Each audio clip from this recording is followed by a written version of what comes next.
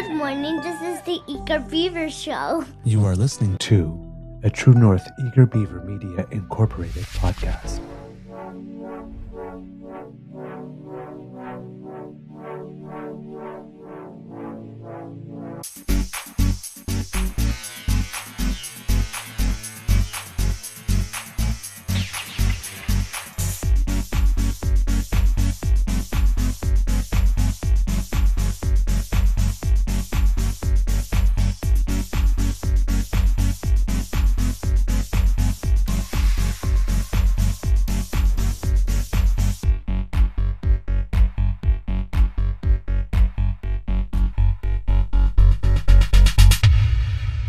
The True North Eager Beaver podcasts are proudly brought to you by our founding sponsors, the Miss V Mysteries from Corvid Moon Publishing, your source for science fiction, fantasy, and cozy mysteries featuring a broad diversity of characters.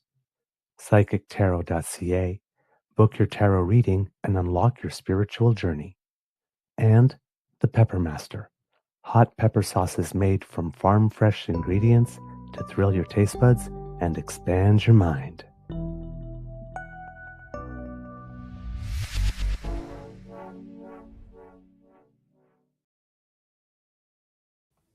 Well, good morning and hello, kids and cubs, and welcome to season 6 and episode number, and I have forgotten, 924 of the Daily Beaver Morning Show. Oh, Canada. Always 100%. Whoops, I just knocked the mouse off the table, off the desk. 100% Canadian, and of course, always guaranteed to be beaverific. Today, recording day is Monday, June 8th, 2026. And as you can tell by the sunlight reflecting on my face, it is a gorgeous day here at the Beaver Lodge. I am your host, the Eager Beaver, pronouns he, him, hey, Mr. Beaver A. And with me, as usual, is my good friend, Mr. Grizzly. Although he made a very short Grizzly Growl video on Friday that you should check out. Big thank you goes to our podcast founding sponsors, the Pepper Master, the Miss V Mysteries from Corvid Moon Publishing, and PsychicTarot.ca. Kids and Cubs, how is your mental health doing today? I will admit I'm a bit shaky today. Some of you may have seen some stuff from me over the course of the weekend. I had a particularly bad day yesterday. I had a good weekend overall. However, it's the opening weekend of Pride. Friday night, we went out to dinner at one of my favorite restaurants, which actually opened a location within a couple of blocks from where I live,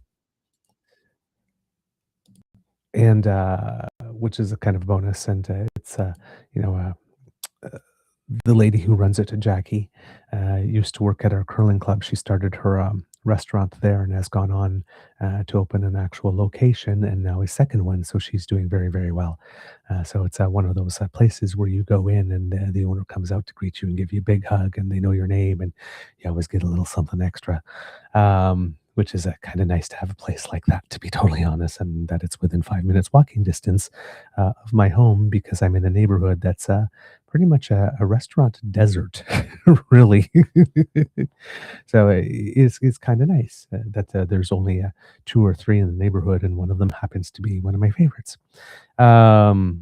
So that was kind of nice. And Saturday night, like I said, it's the opening weekend of Pride, and I did something I haven't done in a long time, which is go roller skating, the class style, like we're talking Xanadu and all that kind of stuff. Roller skating.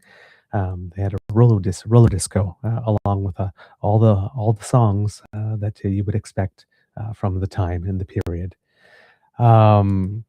which was nice. I was a little bit like a Bambi on ice when I started. I couldn't get anything going, but by the end of the evening, I had some good speed going and got my groove on. It was where you have to center when you are roller skating is a little different than if you're on skates. And since this ice skates that I have happen to be figure skates, they're not the flat blades; they're rounded a bit. So where you balance is quite different. So a couple of images there of the fun that we had during the course of the evening. It was relatively well attended, which not too many people, but enough so that we could have enough room to move. Of course, they were renting some roller skates, and I took the pink pair because why not? There's my Beaver sweetie, not as skilled on skates as I am, but he was a trooper.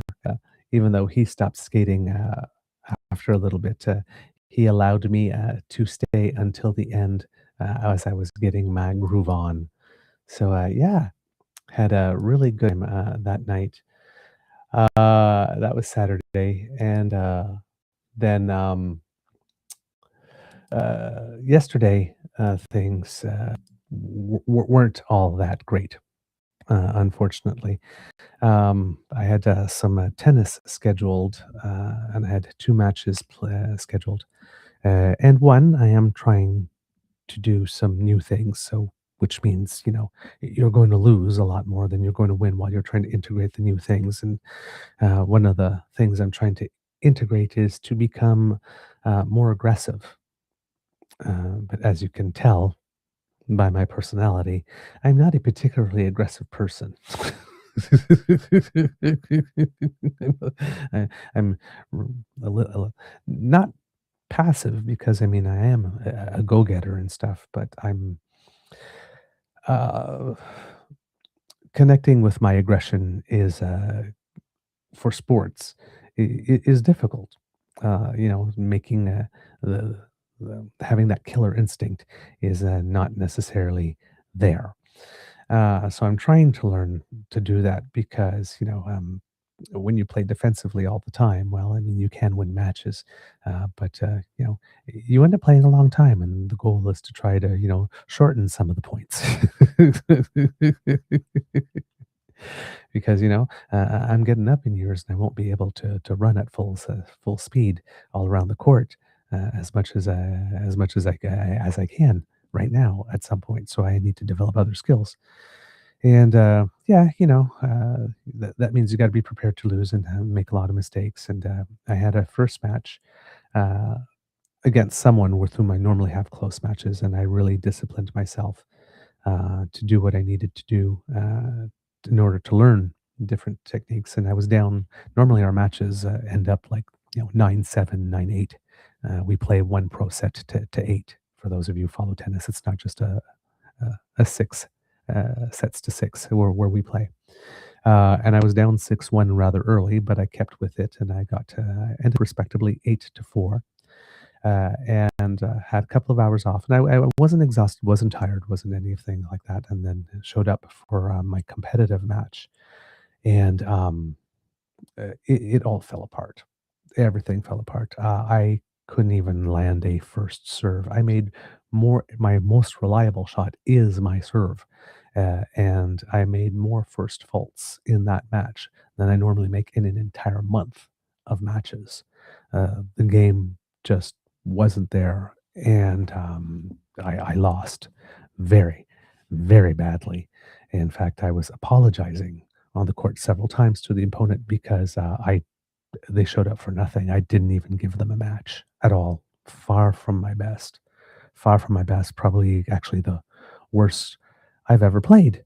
Actually, since I took up the sport 6 years ago.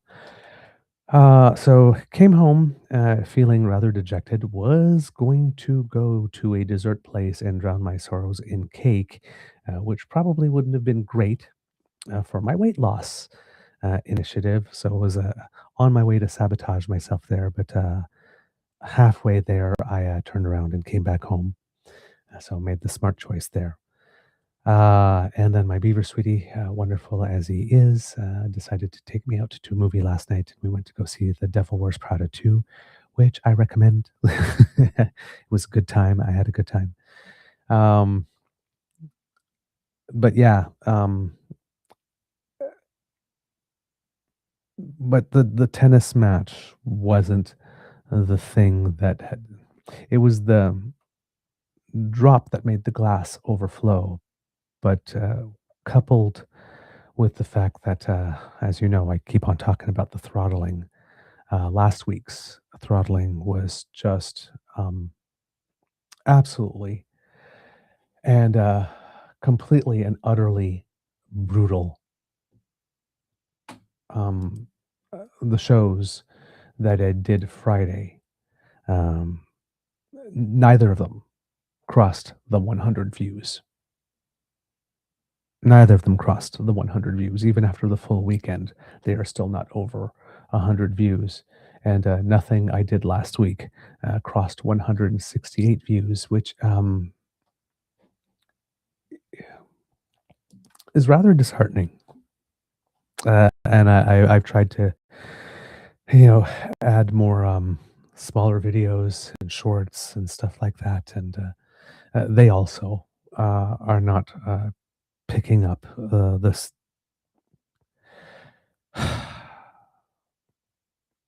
The strangling of our channel is just utter and total and complete, and I don't know what to do about it, and it makes me feel that I know it's not, but it makes me feel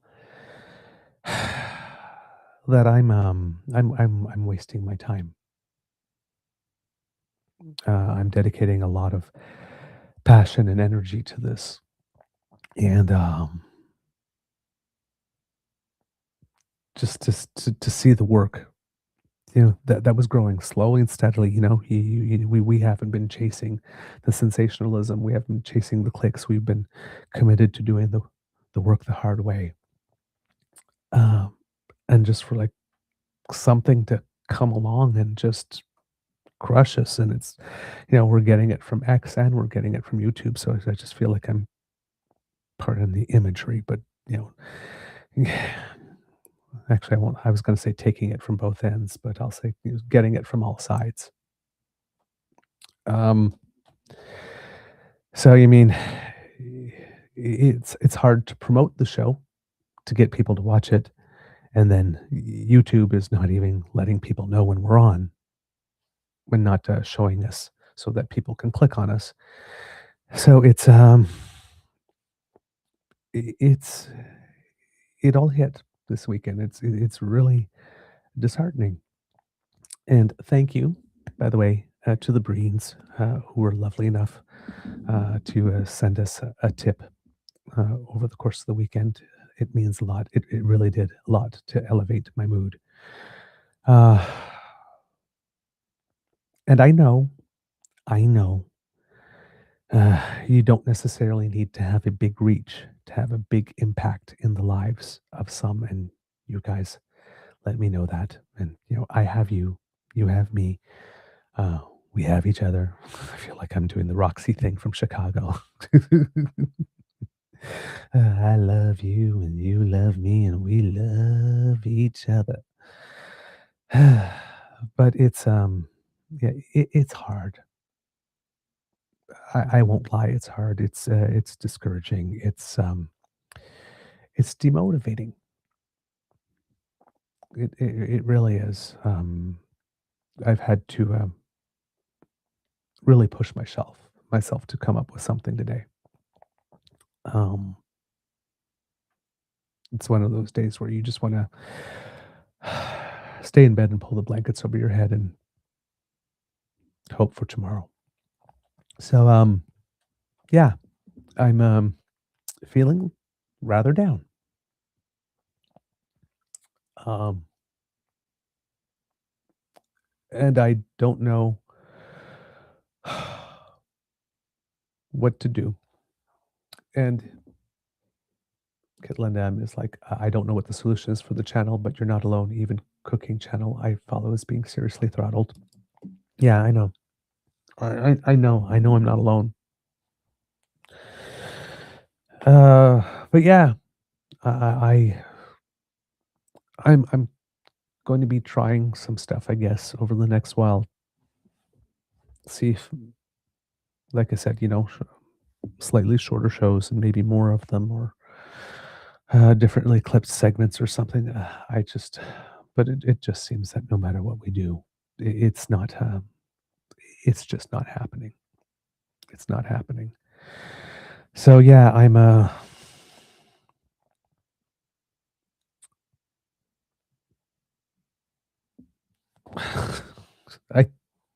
I don't even have a word for it, for how I'm feeling.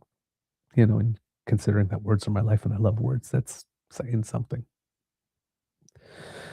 But hey, I made a commitment to do this, so here I am, soldiering on, and I know that what I do matters to you because you let me know. So I'm going to hold on to that, like it's a life raft, and uh, know that the love and the gratitude and the positive feedback that I get from you who show up here every morning. Um, that that's what's going to have to be enough, because right now it seems that the goal of growing and getting known and being able to share my take with a broader and broader range of people, maybe through various platforms. I had always hoped that one day doing this long enough and putting the work in long enough might, get me invited on to something like a Power in Politics one day, way in the future, as some type of pundit or somebody, that was sort of like the big sort of unspoken dream, or could have resulted in an invitation to be asked to write a guest column or something, every now and then, or that's if this continues the way it's continuing, that's probably not going to happen.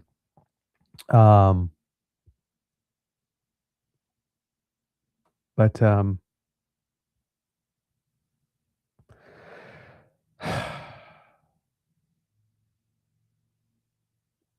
it's just I've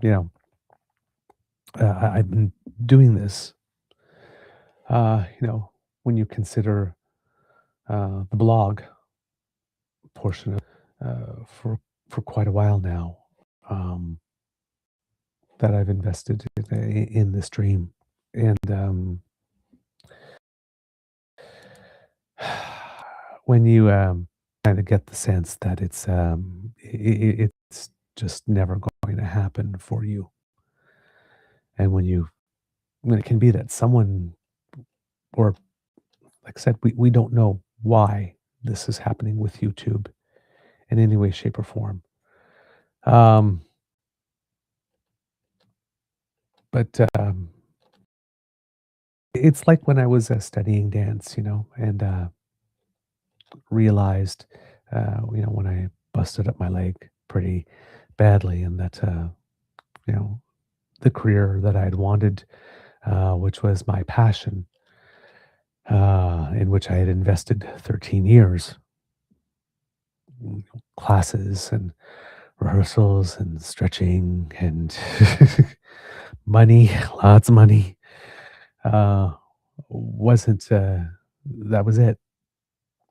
Um, it took a long while to get over that.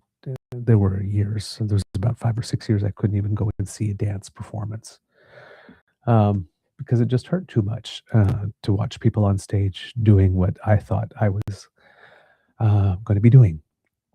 But eventually I got there and I got back to it, being able to appreciate it. And, my leg got better enough that I can incorporate dance back into my life enough to do community theater, and even twice actually got paid to dance. So, was a professional dancer at least twice. Um, in my 40s, way after, 19 years after I had kind of buried the dream. So, I know that you never truly give up on a dream. You keep trying and find another way. But yeah, I've been at this since 2011. So this is 15 years. And to just have two anonymous groups of people behind a platform, just make decisions that prevent people from seeing your work. And when you consider the amount of money that we've given to YouTube for advertising promotions over the past couple of years to help grow our audience, and to have them then just turn around and do that, I feel robbed. I feel robbed. And I feel that, a lot of your donations, which we invested in these advertising campaigns to help us grow. Again, it's not logical, and this is the way that your mind works when you get in these states. I kind of feel that I've taken your money and I've squandered it. Your generous donations, and ultimately misspent them because we're getting nothing for it. In fact, it's turned back on us and seems to be attacking us. So yeah, I am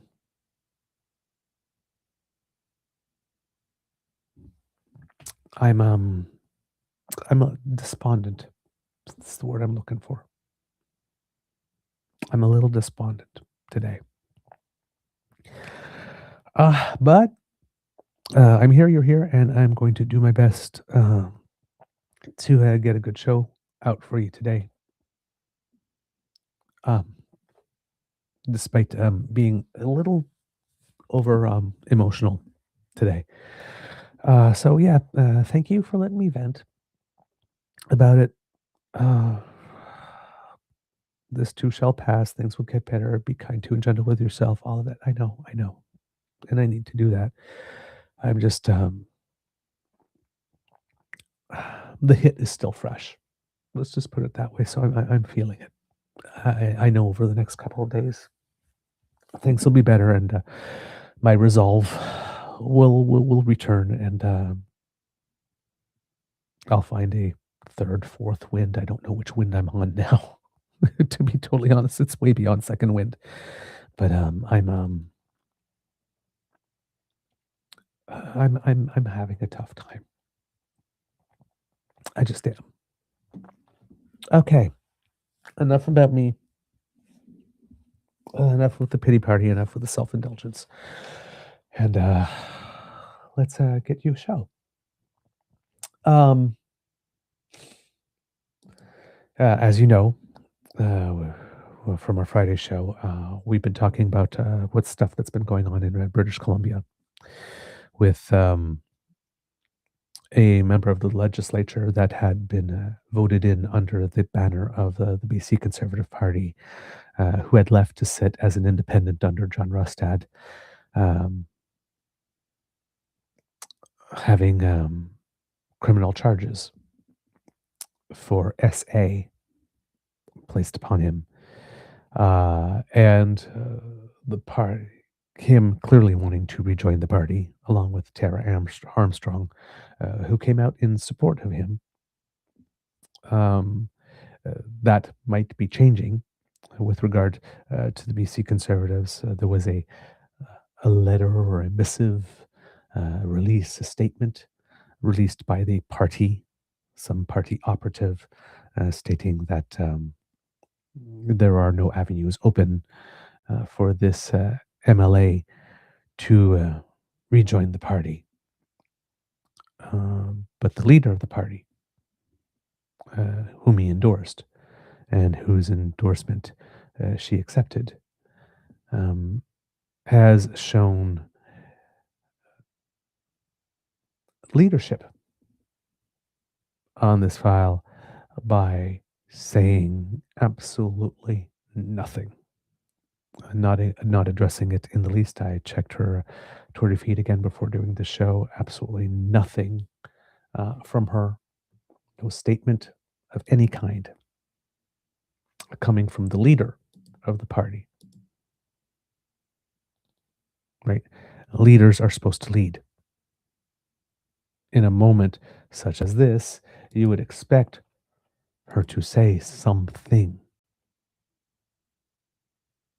about what type of party she wants to lead. But all we have is these sort of platitude rallying things as she's showing public opinion numbers that show her party leading the NDP by 4 points.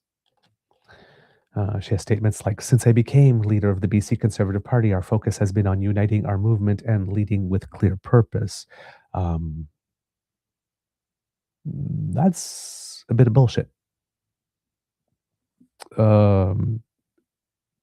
This person campaigned on rooting out the impure,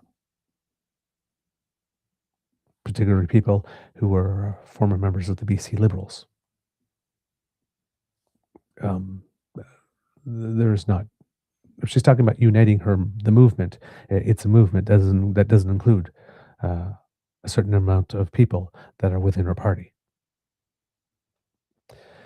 And then she brags about the latest Leger poll shows that this approach is already resonating across the province. Momentum is building. Actually, that's not. She's been leader a week. So you can't already have public opinion polls showing that there is momentum, particularly arising from your leadership yet. Like, let's give that 3 months, right? And British Columbians are responding to a vision rooted in principle, competence, and results. You've been, again, leader for 1 week. You have no results yet to show. And so far, the only principle that we've seen from you is, again, when someone in the legislature that was elected under your party's banner and has actively sought to rejoin it, and you were actually on stage saying, "Hey, we're looking into that, see how that we can make that happen for you," going into hiding and pretending that the criminal charge was never laid. That's not principle in the manner in which you intend it in this tweet, Miss Findlay. But it is a principle that when the heat in the kitchen gets a little too hot, we don't face it. We just close our eyes and put our fingers in our ears and go, la, la, la, la, la, la, la, la, and hope it goes away before we are asked too many inconvenient questions. If that's principle, competence, and results, speaking for me at least, I'm not impressed. This means we have a steady hand on the wheel. It means standing up for our property rights, which means hating Indigenous people, lowering the cost of living for families, making our communities safer, and unlocking the full potential of our resource economy. It means rejecting the NDP's failed policies that have driven up debt, weakened services, and left too many people behind. It means delivering a government that serves British Columbians rather than controlling them. Oh, the irony. This poll reflects a growing confidence that we can do better. People are looking for a team that will unite, not divide, a team that will put British Columbians first and deliver real change for every family in every region. Let us get to work. Again, Ms. Findlay, if you have ran on a platform of rooting out the impure from your party and you are claiming that there are huge issues with property rights and that Indigenous people are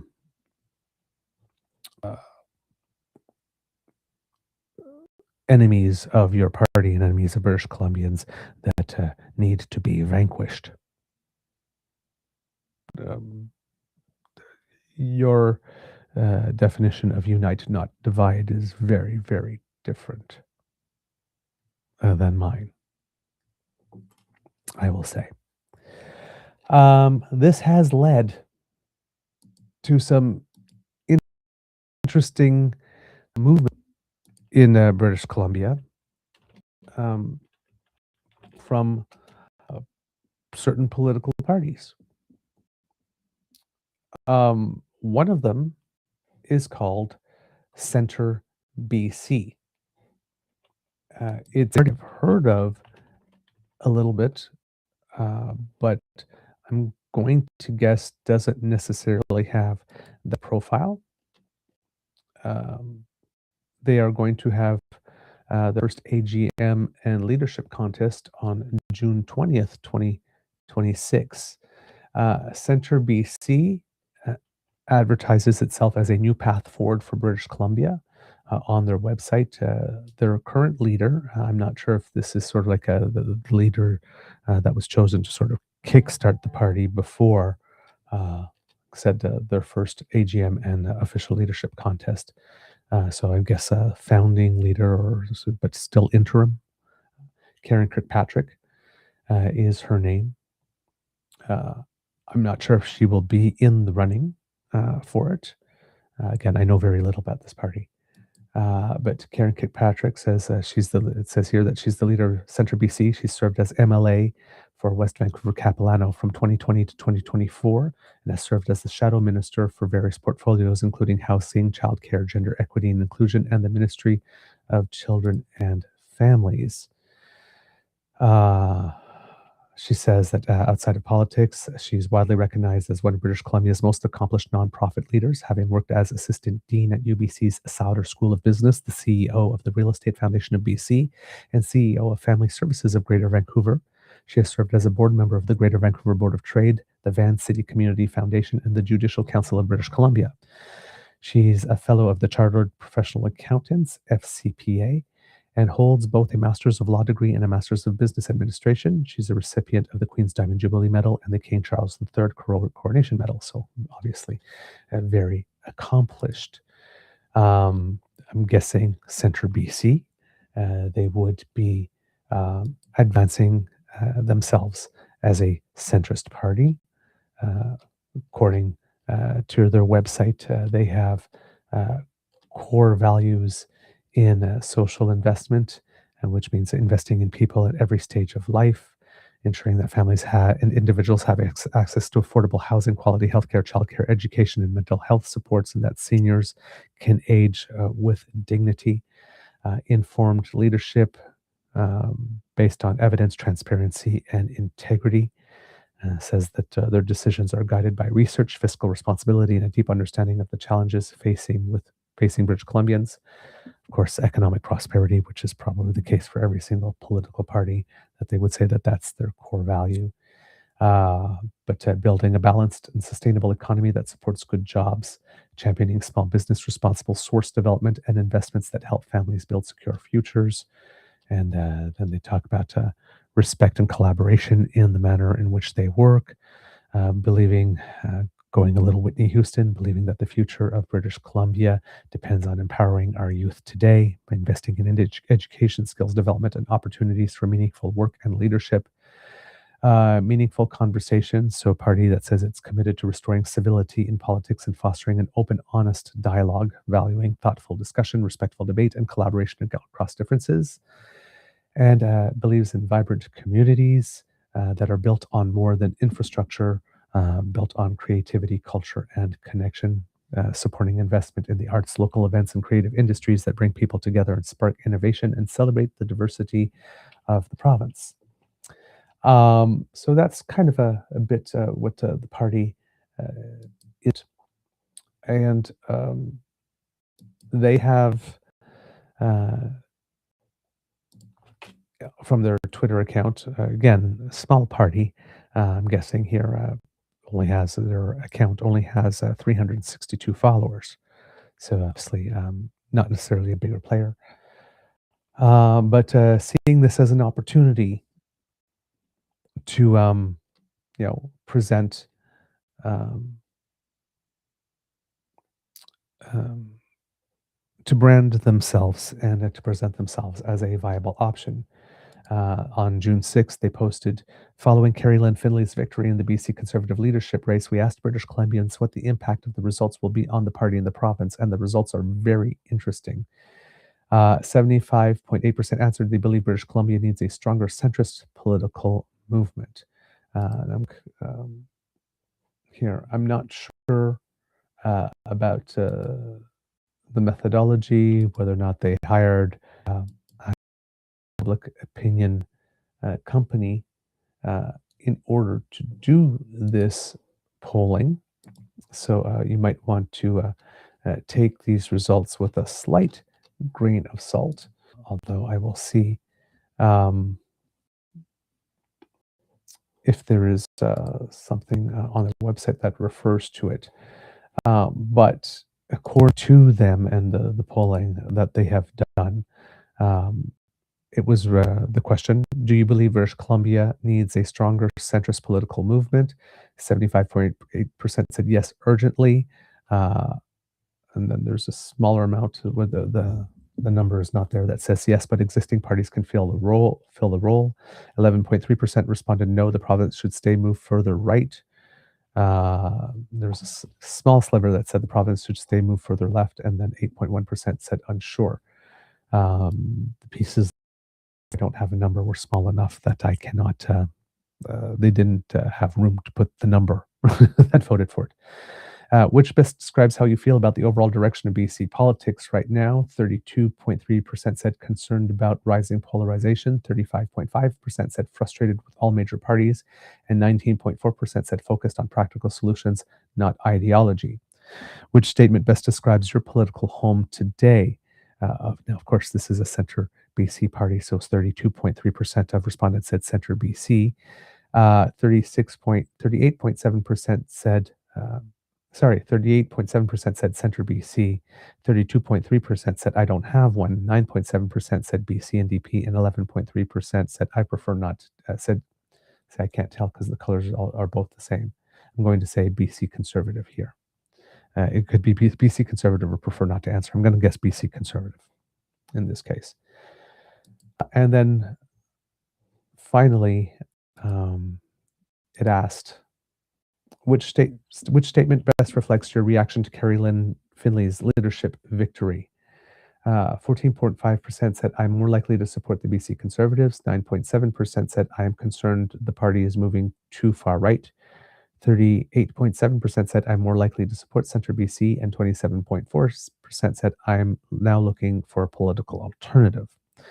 What do you think Kerry-Lynne Findlay's leadership victory means for the future BC Conservatives? 51.6% said the party will move further right. 22.6% said the party will become more divided. We believe both of those things. And 14.5% say the party will become more electable. I highly doubt that. Is there anything else? Yeah, no, those were the major ones. In reaction to her victory, they issued a press release that says, Centre BC leader Karen Kirkpatrick today responded to the election of Kerry-Lynne Findlay as leader of the BC Conservative Party, warning that her victory signals a further shift away from the political centre at a time when British Columbia desperately needs practical unifying leadership. Quote, the leadership race was ultimately a choice about the future direction of the Conservative movement in British Columbia, said Kirkpatrick. The members chose to go hard right. The question now is what that choice means for the province.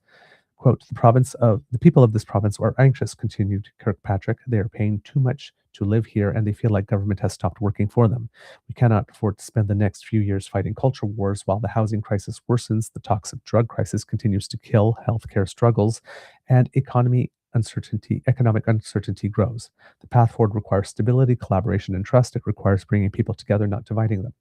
Findlay's record shows her values are very different from most British Columbians. When her husband, BC Conservative MLA Brent Chapman, published posts calling Palestinians, and again, I am so sorry that I need to repeat these words, quote, little inbred walking, talking, breathing time bombs, and writing that Canadians cannot live with Islam, even though we have been for about 70 years, if not more.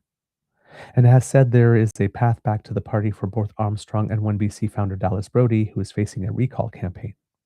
When it comes to Indigenous relations, Findlay has stated she does not believe the residential school system constituted genocide, contradicting the unanimous party vote she was part of as the Federal Conservative Party's chief whip in 2022.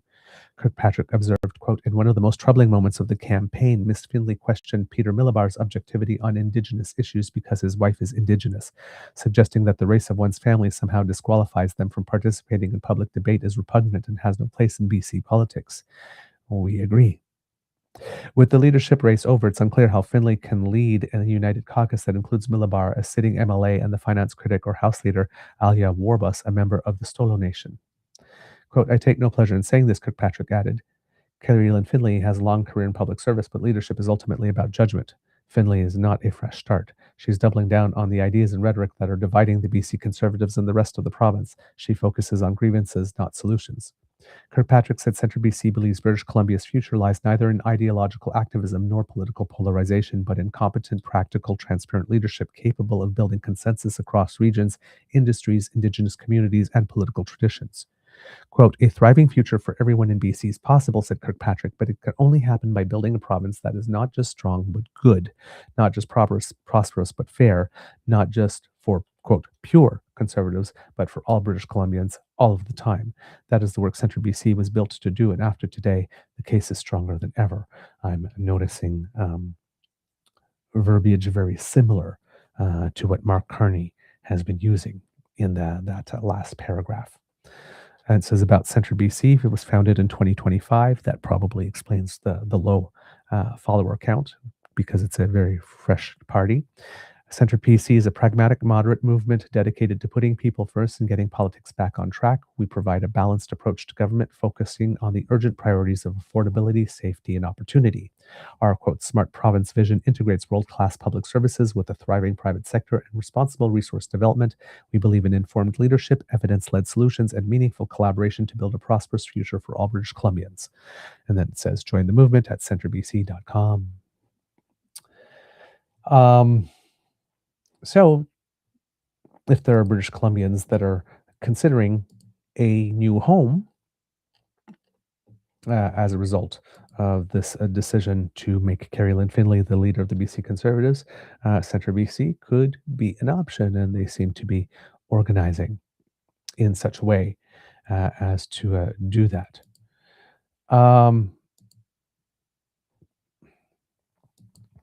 There is some people looking at that Léger poll that says that if there was an election held in BC tomorrow, which party's candidate would you vote for? Conservative 45%, NDP 41%, Greens 8%, other 6%. People claiming the blue checkmark BS accounts. The entire center and right-wing vote has consolidated behind Kerry-Lynne Findlay. I'm not sure that the center vote is consolidated behind Kerry. Did I say against or behind? I'm sorry. The entire center and right-wing vote has consolidated behind Kerry-Lynne Findlay. I doubt that that's true of the center vote. She wants to purge centrists. They're not conservative enough. So I doubt that that's true. She would be BC Premier if an election were held today. Not necessarily, actually, because, again, this says that you get 45%, but other parties would get more vote. And again, as you know, unless your vote is enough to get you a majority, other parties can band against you and deny you that. Now, public opinion polling does appear to indicate at the moment, I'm not sure if any of it has been updated recently with 338.com. I think Canada.com. I'm going to go there and take a look. The last public opinion poll was the one from Léger on June the 2nd. So again, she was elected on the 30th and on June 2nd. So the survey period would have been prior to that. she is claiming that proof that she's already getting results.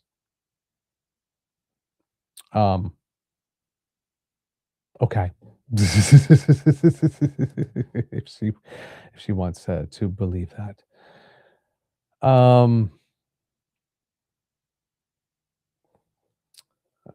Trying to go back a page here, and it is not letting me. I do not know why.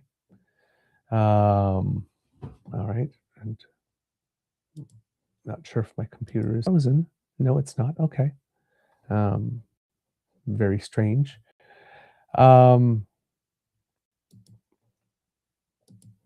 So yeah, public opinion polling is indicating when you redistribute it on seat count that they would form the government and that she would be premier. If an election were indeed held today. So I guess that part is not incorrect, looking at the opinion polling data.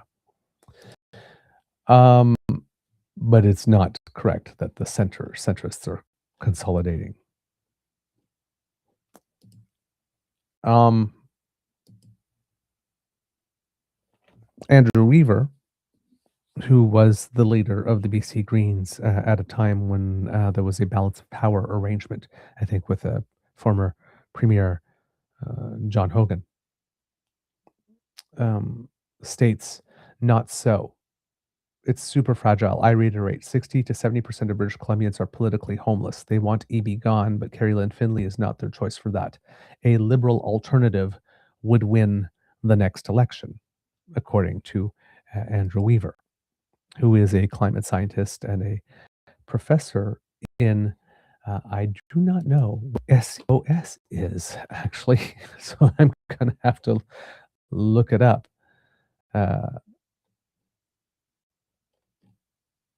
I cannot tell. I'm going to look at it with regard to climate. So it's, I guess, okay. Yes, he's a professor at the University of Victoria at the School of Earth and Ocean Sciences. So that's what SEOS is, which is not surprising. So yeah, he's claiming that a liberal option would actually win. Well, wouldn't you know it, that the BC Liberals, which were a party, and then when everything went south for them, decided to change their name to BC United and tried to rebrand. It didn't work for them, and it looks like they want to bring back the Liberal Party name again. A little bit like Peter Guthrie did in Alberta, trying to bring back the PC Progressive, the Alberta Progressive Conservatives, which Daniel Smith objected to and created a lot of trouble. And therefore, they named themselves, I think, as the Progressive Tory Party instead, if I'm not mistaken. The leader of the Progressive Tory Party.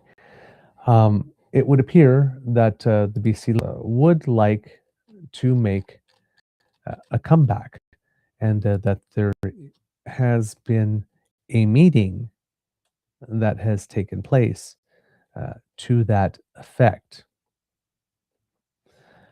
Going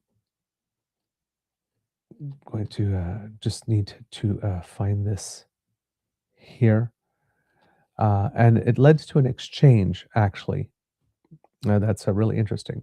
So some person who goes by the name Anthony Russo, who I guess might be some type of, I don't know if he's attempting to be an influencer or whatever, but posted something negative, of course. Oh, I hate it when I go back and it sends me right away, all the way back to the top instead, to where I was before, and then sends me having to look for the thing all over again. Pardon for the delay here while I find this one more time. Says a private meeting about the Liberal Party of BC, a private 19-page dossier, a very public ending, full document below, and basically screenshotted um, everything that was in the document. Uh, and the document from the party says that it's time to build a Liberal Party in British Columbia. And it says, I do not, okay, that's very weird. There we go. Okay, this is very weird. Says that common passion for liberal, says there's common passion for liberal movement, and it had the agenda of the meeting on the first page. It claims, oh my God, please work with me here. It claims here that the two main parties that ignore most voters, says the NDP governs, and for years it has leaned on liberal-minded and progressive voters while taking their support for granted. The Conservatives just picked a leader who's running on faith, family, and freedom. Whenever you hear those words, you should also hear the sharp violin stings from the shower scene in Psycho. That is a big red flag.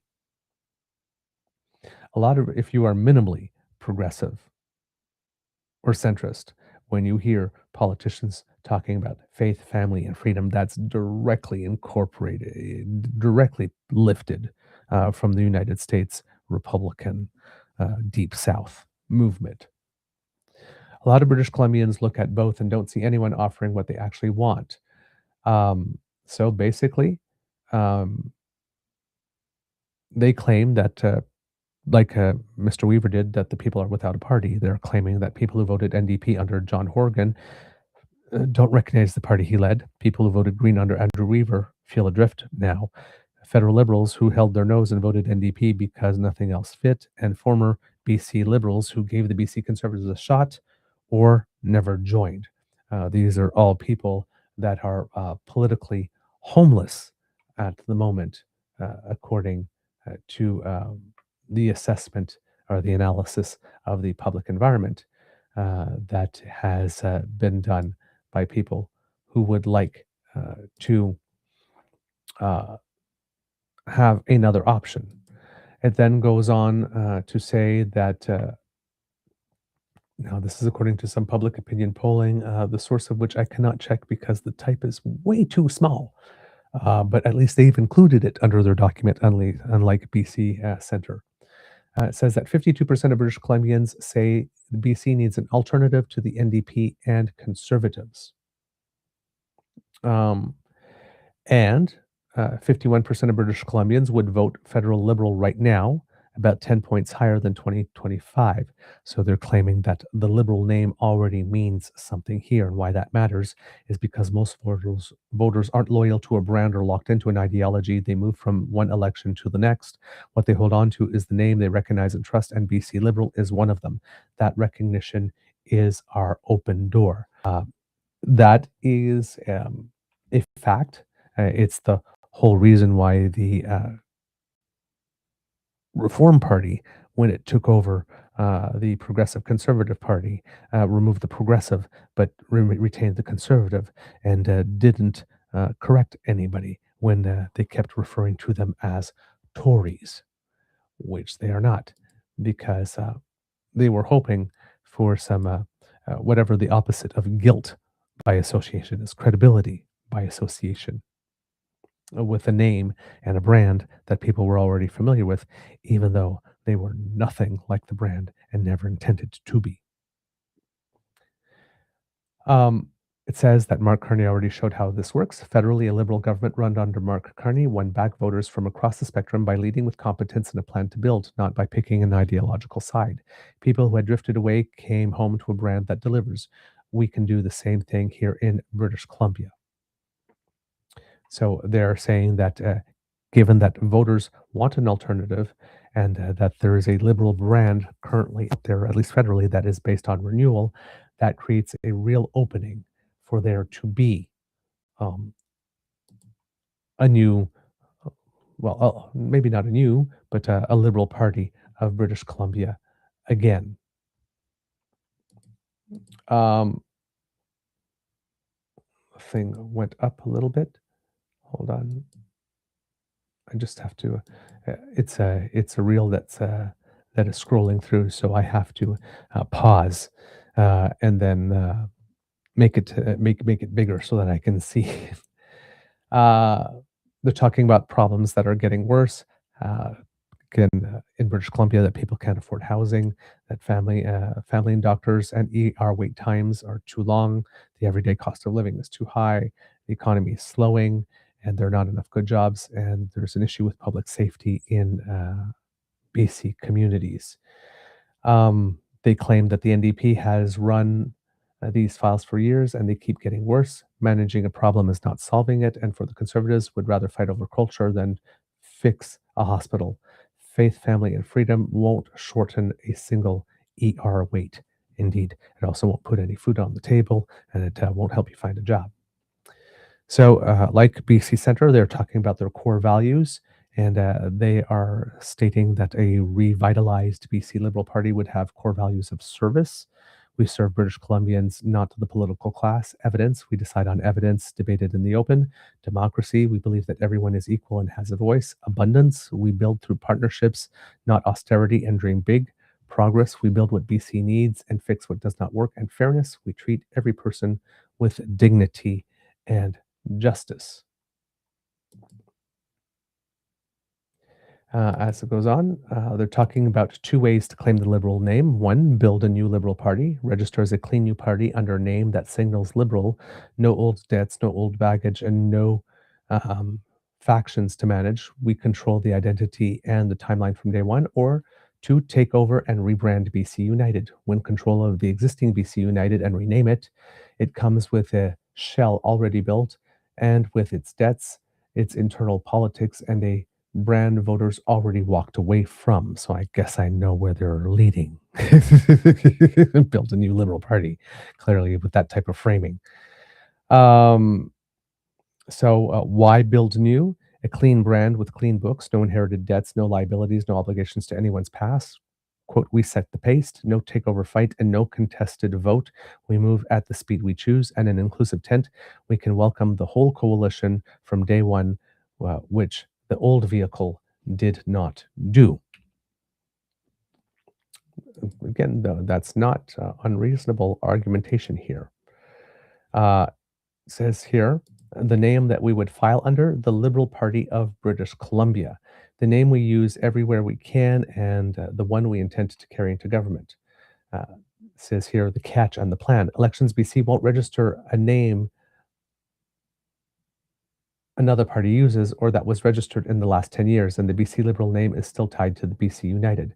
So we file under a temporary public name that clearly reads Liberal, use it only where the rules require, and confirm the final name with council. The name itself is one for us to settle. So here it says, basically they're saying that out in public, they would call themselves the Liberal Party of British Columbia when they're talking about themselves, but given that again, the name, the brand is not available yet, they would register formally under another name that probably doesn't include Liberal in it.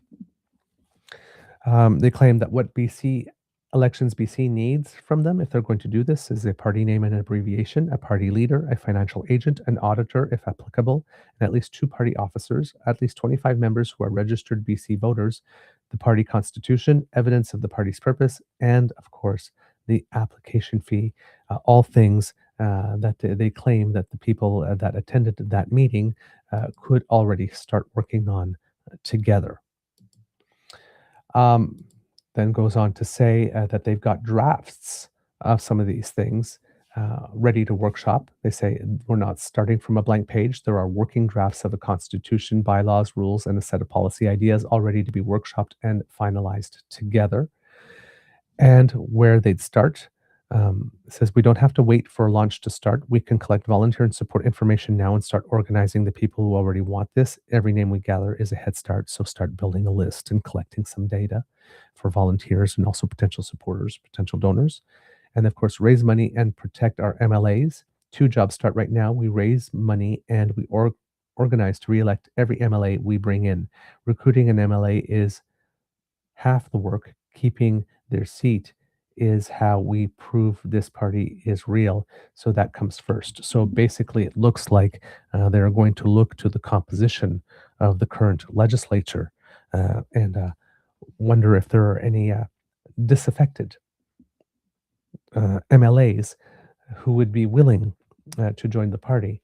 And that, of course, would also have the advantage of the party already having a seat, which would certainly help with name recognition and, of course, more importantly, media time, which helps, of course, gain name recognition within the general public. So, again, an interesting approach. And if it is true that there are going to be so many people left out of the cold, by the way, Kerry-Lynne Findlay is going to do business, there would indeed be an opportunity. It says in the founding, the next step is a founding moment. Members have to settle three things together in one place, and the party is born. So they need to choose who leads. There needs to be a leadership vote, one member, one vote, weighted by riding and region, what we stand for. Members debate and adopt the platform we've workshopped and how we govern.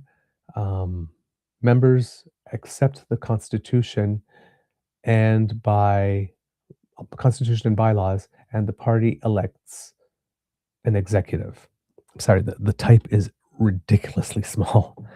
And what they need to next discuss is the opening real enough to act on? Do we build new or take over BC United? Who are our first people, officers, financial agent members, and the MLAs worth a quiet call? Would you be interested in jumping over? What name do we file under and when? Who starts the list and who starts raising money? So these are things that I'm going to guess that they discussed in that meeting and hopefully made some progress. So basically, wondering, do they have enough interest from that meeting to form an organizing group? So to the claim that this was a very private meeting about the Liberal Party, a private 19-page dossier, very public ending, some other person who is a mathematics student who identifies as liberal, his name is Hudson Goudreau, says the meeting wasn't private. It was literally an open invitation to anyone who wants to see a liberal option BC. Not everything is a conspiracy, Anthony. I, as well as many others, have publicly been on the record about the need for this option for a while now. To which Rousseau responds, "Thanks, Hudson. I appreciate the clarification. I'll be doing everything I can to oppose this project. BC doesn't need another party splitting the non-NDP vote. The priority should be replacing the NDP, not dividing their opposition." To which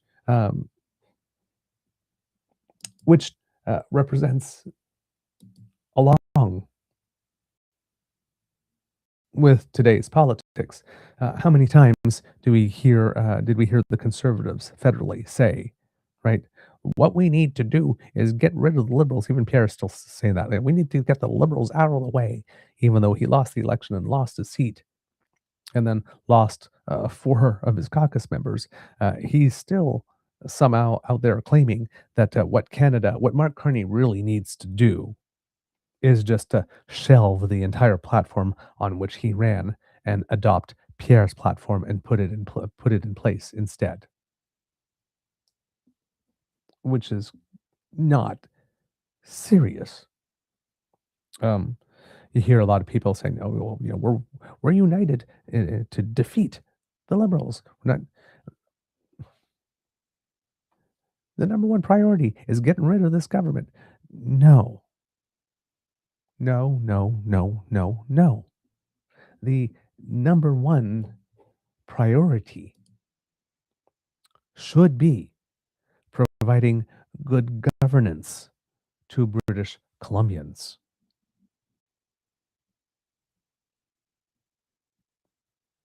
The political party's outright obsession with crushing or vilifying other parties and the lengths they will go to do so, even sometimes engaging in certain illegal activities in order to accomplish that, is that which has convinced Canadians that political parties, in general, serve very little societal purpose.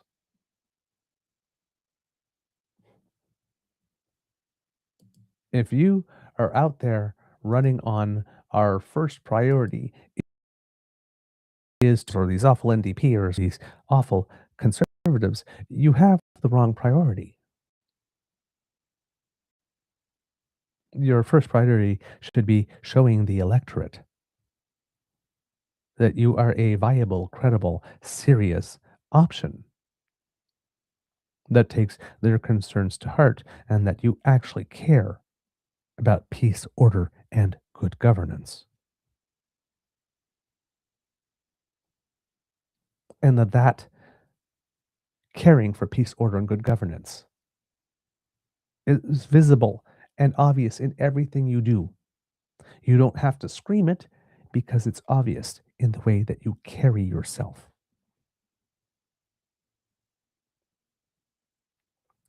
The constant punching down on the other political parties rather than just talking about you yourself and showing that you can do the job. The constant punching down, that's the wrong priority. Kit Uncover says, not that I want to compete, but CBC is live with the installation of the new Governor General. Mary Simon has departed Rideau Hall.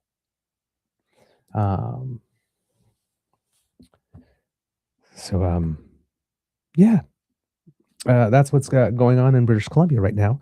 It seems that there is some momentum to offer British Columbians and to offer them an option that is different than the ones they have for people who are dissatisfied with the current two main options. But all of this is prompted much more by the fact that Kerry-Lynne Findlay has arrived on the scene and has decided that she's going to pull the movement way more to the right and be rather exclusionary than it is by the actions of the current government, even though it seems that, again, the BC NDP has been the government for some time now and might be, in the eyes of some, getting a little stale.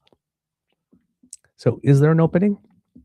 Who knows? There appears to be some demand. And I wanted to highlight actually a tweet from, again, just an everyday Canadian, a bit like Hudson Goodrow is, who makes a good point here. Somebody goes by Melanie or Mellyfax. I miss the old Conservative Party. Whatever we have in Canada today isn't it.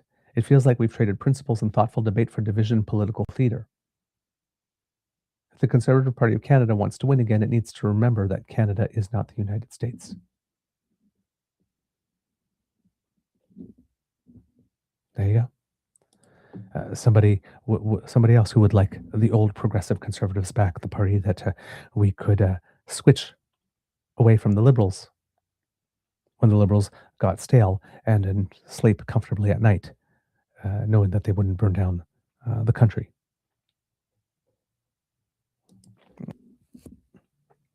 There's nothing progressive conservative about the current Conservative Party of Canada. There's nothing conservative genuinely conservative about the Conservative Party of Canada. It's an uh, libertarian authoritarian party, which is kind of an oxymoron when you think about it.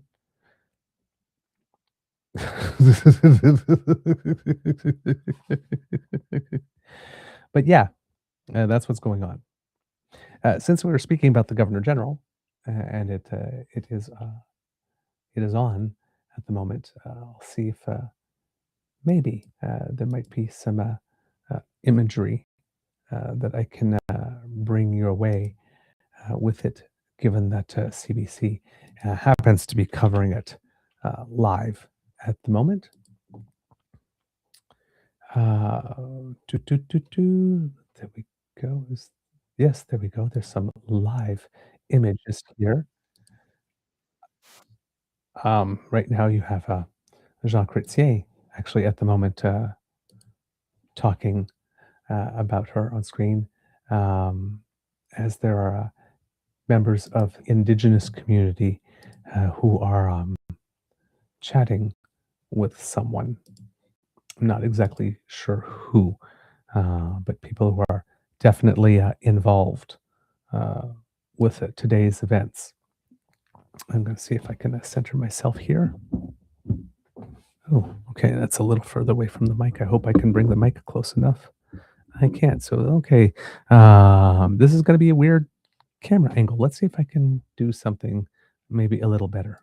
Let's try this. No, can we do it the other way around? No. All right, let's try. I don't want to put myself in the small box in the bottom, but I think I might have to do that. Maybe side by side. There, let's try that. So, Governor General Mary Simon, who served the country very well as Governor General. Kit Linda says there's a drum circle over to the right of the red carpet. Well, that makes sense at the moment.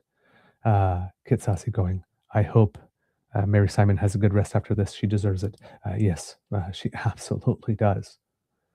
Kit Jolene, basically, sorry, I missed this, but I'm going to put it up because referring to our previous topic here, said last night in Kamloops, BC, we protested 1BC. We're getting damn tired of the BS. Thank you. Thank you for doing that. Thank you for showing up to do that.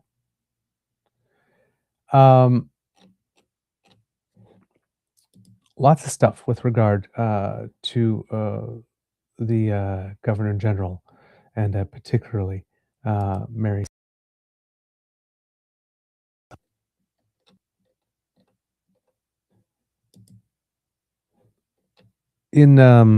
She had granted an interview that I had seen, and on May 24th, Benjamin Lopez Stephen talked about the criticisms that had been leveled against her ability to speak French, claiming that they were unfair, but that it ultimately did not impede her connecting with Canadians while in the role.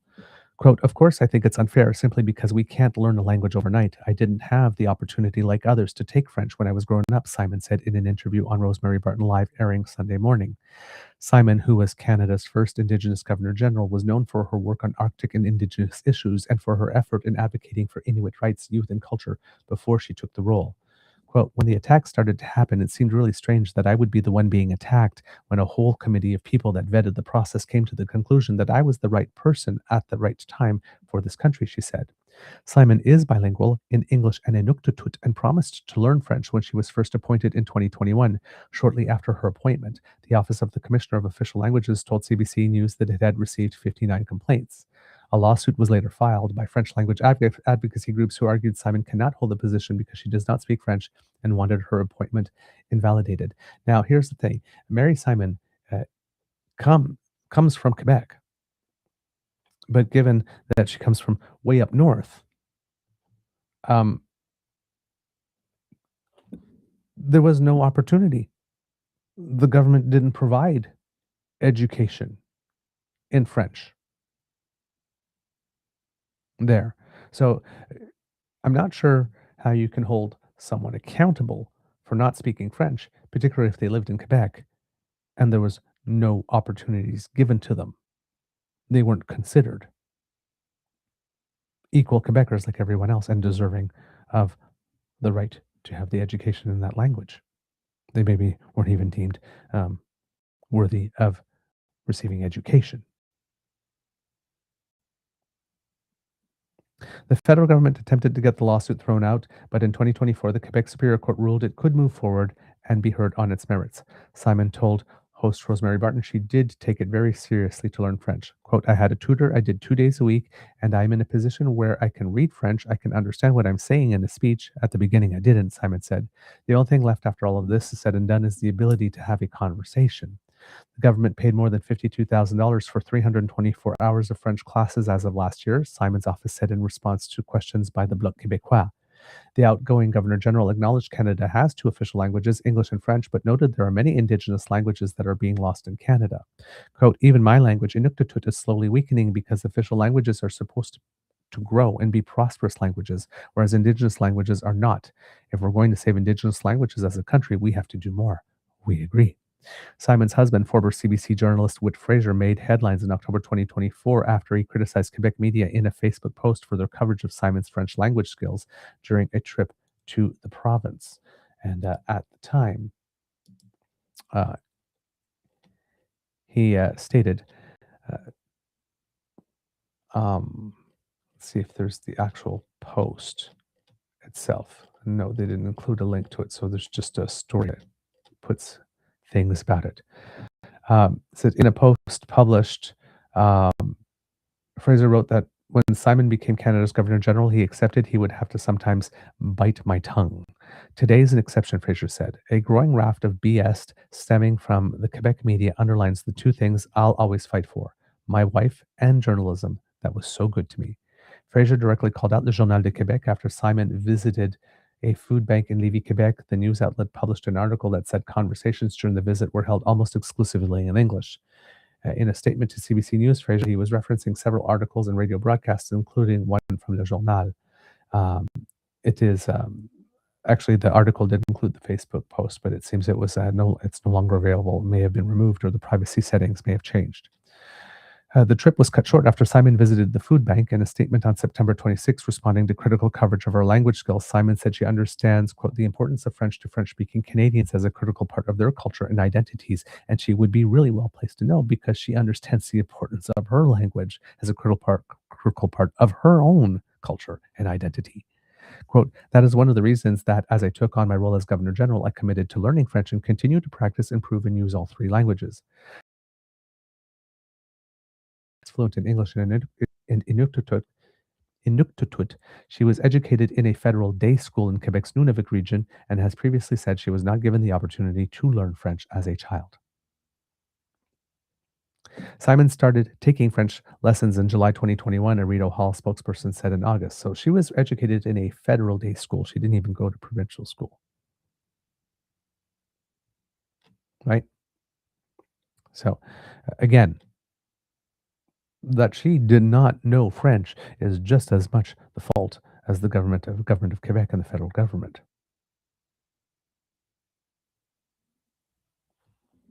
Right? They did not make it available.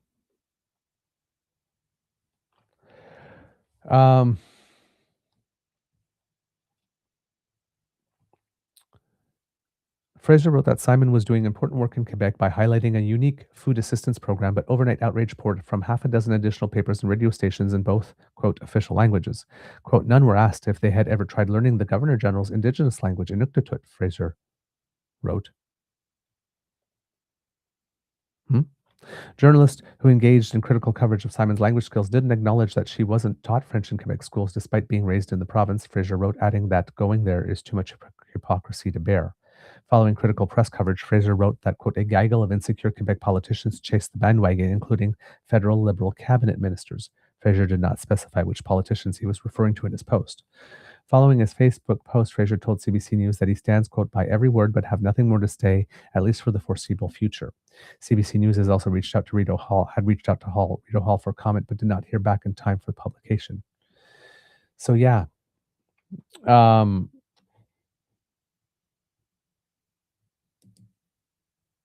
she thinks that it was unfair that she was criticized for that, and I believe she's right considering the circumstances.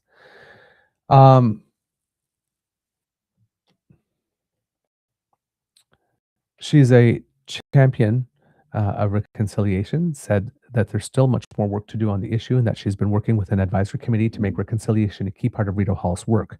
Quote, hopefully that will continue, Simon said, adding that she's had conversations with incoming Governor General Louise Arbour about the work that's been done. Quote, I think we need to champion to continue leading that priority, and it's about traveling and getting to know both non-Indigenous and Indigenous people across the country and helping to support them. In September last year, nearly a decade after appearing as an honorary witness before the Truth and Reconciliation Commission, Simon said, quote, a tremendous change is taking place in Canada.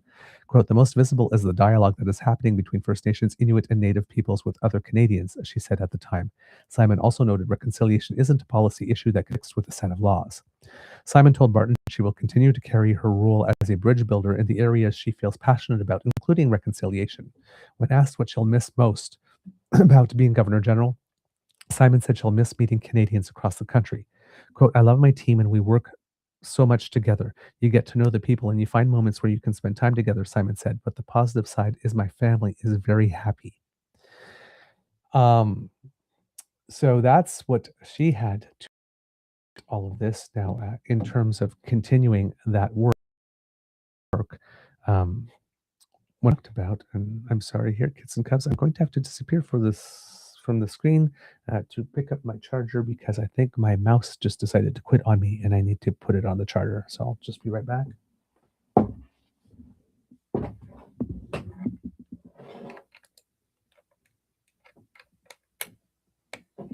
There we go. Hopefully that will, there we go. All right. I'm going to have to bring this up here. There we go. We had mentioned that there's a fund for governor generals to keep on doing their work. So we'll have a little bit on that later. But it also seems that the governor general said that she questioned actually completing the full term due to her age and the job demands. She said that she wondered halfway through her 5-year mandate whether or not she'd be able to complete the full term. Quote, sometimes it can be overwhelming, Simon said in an interview with CBC's House airing with CBC's The House. Quote, I just went through a very short period where I just thought, I wonder if I can get through the 5 years, but I got through it. I think I became stronger at that point. Simon, who was 78 years old, cited her age and the demands associated with the role as factors that made her question how long she could stay on the job. She was sworn in July 2021 as Canada's first Indigenous Governor General. She highlighted big moments, particularly around constitutional affairs. Quote, we've had 2 federal elections during my time at Rito Hall, and we had to work through those processes because I'm ultimately responsible to make sure we have a government that's supported by Canadians, Simon told host Catherine Cullen. Those were some of the challenging moments, not that we couldn't deal with them. We did. Simon, who is Inuk, has also faced criticism over her grasp of the French language. She is bilingual in English and Inuktitut and promised to learn French when she was first appointed. Shortly after, and then of course, the 59 complaints and all of that kind of stuff, the lawsuit, talking about that. And then she gets to some other stuff. For example, over the last year of her term, Simon spoke about U.S. President Donald Trump's desire to acquire Greenland. Prior to becoming Governor General, she was Canada's first ambassador for circumpolar affairs and former ambassador to Denmark. Simon said she was, quote, upset when Trump was posting about buying the semi-autonomous territory, quote, because I've worked a long time with Greenlanders and they are very proud Inuit. There's issues like we have that they have to deal with, but their relationship is with Denmark. They certainly told me they didn't want to have somebody else take over, Simon said, and it was not for sale. Trump recently turned his attention back to Canada, reviving 51st state threats as trade talks between Canada and Americans heat up ahead of July 1st CUSMA review. Simon said the key response to that, quote, is to build our country to be self-sufficient as much as we can possibly do. What happened in Canada was quite heartening because the country came together. We need to keep that moving, she said. It can't just happen that one time. Simon told Cullen she made a commitment to work on reconciliation while in office. She said reconciliation must be understood, quote, as a way of life practiced each day. She highlighted how national Indigenous leaders have twice met with King Charles during her time as Governor General, the latest being earlier this week. This is an article from June 2nd, so June 6th, so earlier last week. um,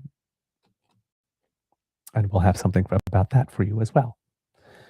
But Simon will leave her post at Indigenous communities are also expressing concern about how much their voices matter to Canadian governments. That includes Alberta as it grapples with separatism, raising concerns about treaty rights, and Ottawa as the federal government mulls lifting an oil tanker ban that applies to the north coast of BC First Nations, have warned allowing oil tankers there comes with a catastrophic risk. The Governor General acknowledges she's apolitical due to the nature of her role, but stressed the importance of unity in Canada and the duty to consult Indigenous communities. Quote, large projects and the duty to consult, that all has to be worked through, and there is a commitment to do that. It's finding the right path to make sure that the consultation and the duty to consult is clear, Simon said. She also said that no matter where she has gone in Canada, when she's met with Indigenous communities, quote, they always talk about the relationship with the Crown and how important that is. As for her successor, Louise Arbour, who will be sworn in today, Simon says she doesn't know what her priorities will be, but the two have spoken about reconciliation. Quote, she wants to continue working in this area with Indigenous people and other Canadians, Simon said. As a judge and as a lawyer, Arbour has tremendous experience that can probably be helpful in any way, so I'm sure she will do a wonderful job in her new role. We also have no doubt about that. And indeed, if there were to be who is a non-Indigenous taken over, who would be well placed to work on issues of reconciliation, it would be Louise Arbour, a judge, someone who actually understands the law. Kitlinda M says here, I think Mary Simon restored some dignity to the office after the fiasco with Julie Payette. Oh, yes. Oh, yes. Absolutely. You are absolutely correct there, Kitlinda.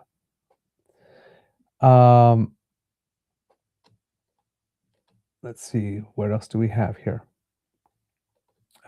Kit Linda also mentions that Mark Carney is wearing his Order of Canada medal around his neck.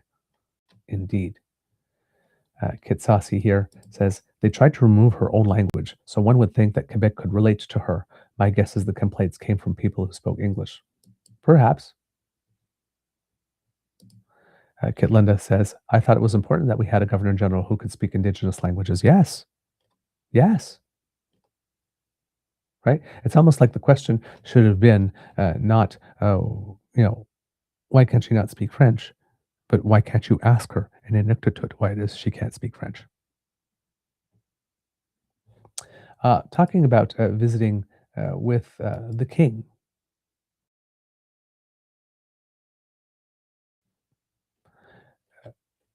Governor General designate Louise Arbour was received by King Charles at Buckingham Palace last Wednesday. The meeting in London was a formality before Arbour was sworn in as the 31st Governor General at a ceremony at the Senate of Canada building next Monday.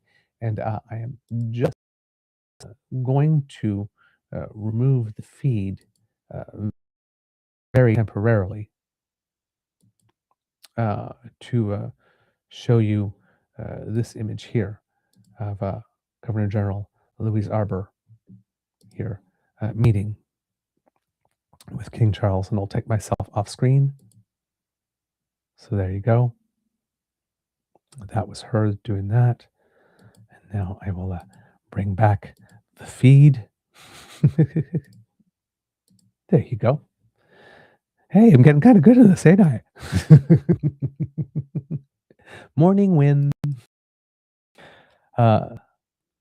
Arbour was also invested as an extraordinary commander of the Order of Military Merit and commander of the Order of Merit of the Police Forces, according to a social media post by the official Governor General account.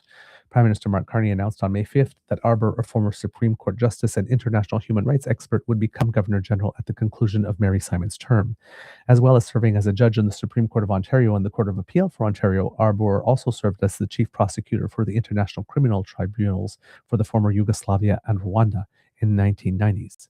She is a companion of the Order of Canada, Canada's highest civilian honor, and a Grande Officière de l'Ordre National du Québec. Arbour will give her first address to the nation as Governor General after swearing an oath of allegiance at Monday's ceremony. The Governor General is the federal representative of the King, Canada's formal head of state. It is a largely ceremonial, nonpartisan role in which the Governor General acts on the advice of the Prime Minister and federal cabinet. Meanwhile, in Ottawa on Wednesday, Prime Minister Mark Carney attended a farewell reception for Simon.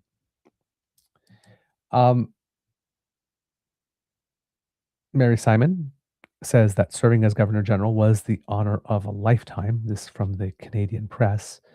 It says it was the honor of a lifetime to serve as the representative of the Crown in Canada for the past 5 years. Outgoing Governor General Mary Simon speech to parliamentarians on Wednesday. In that short time span, Queen Elizabeth, whom Simon represented, died and Charles was crowned king. Simon said she was proud to help organize the first audience between King Charles and national Indigenous leaders.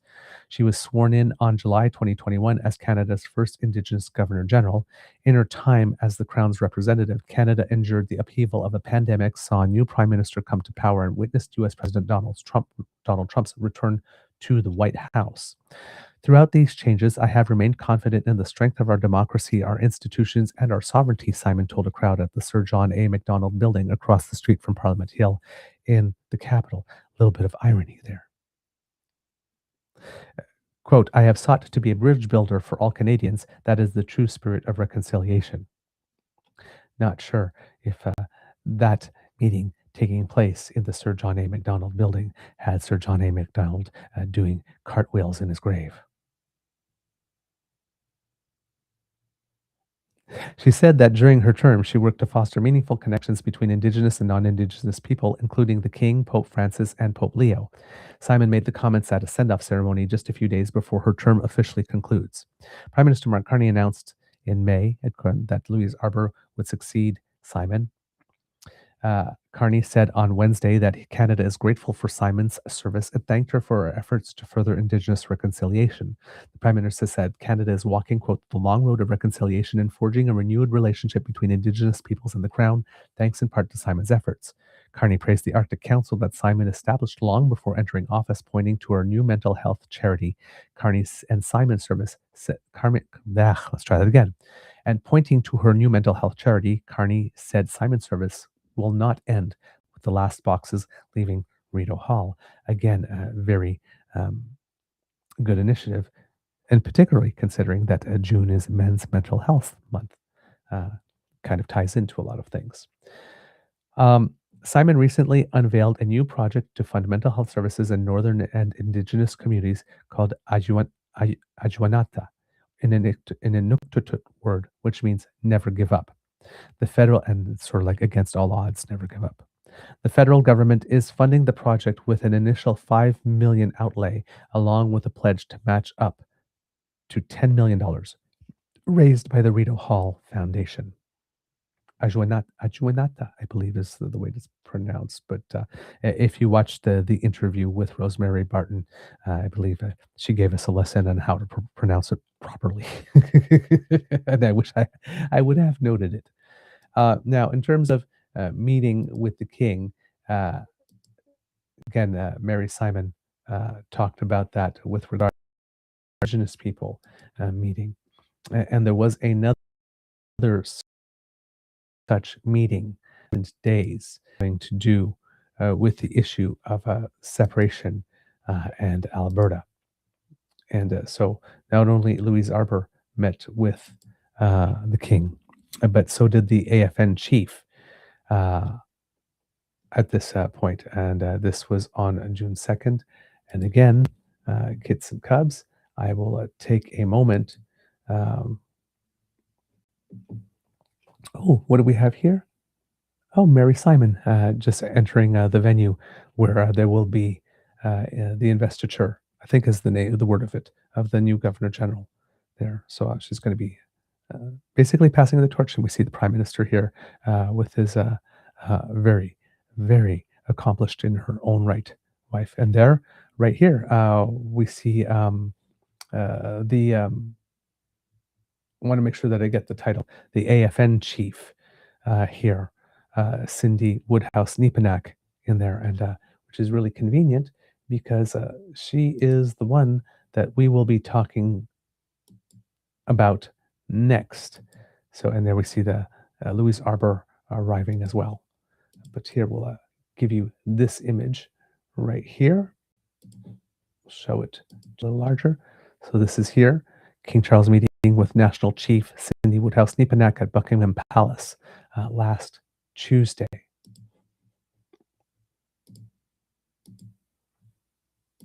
Let's bring you back the feed here.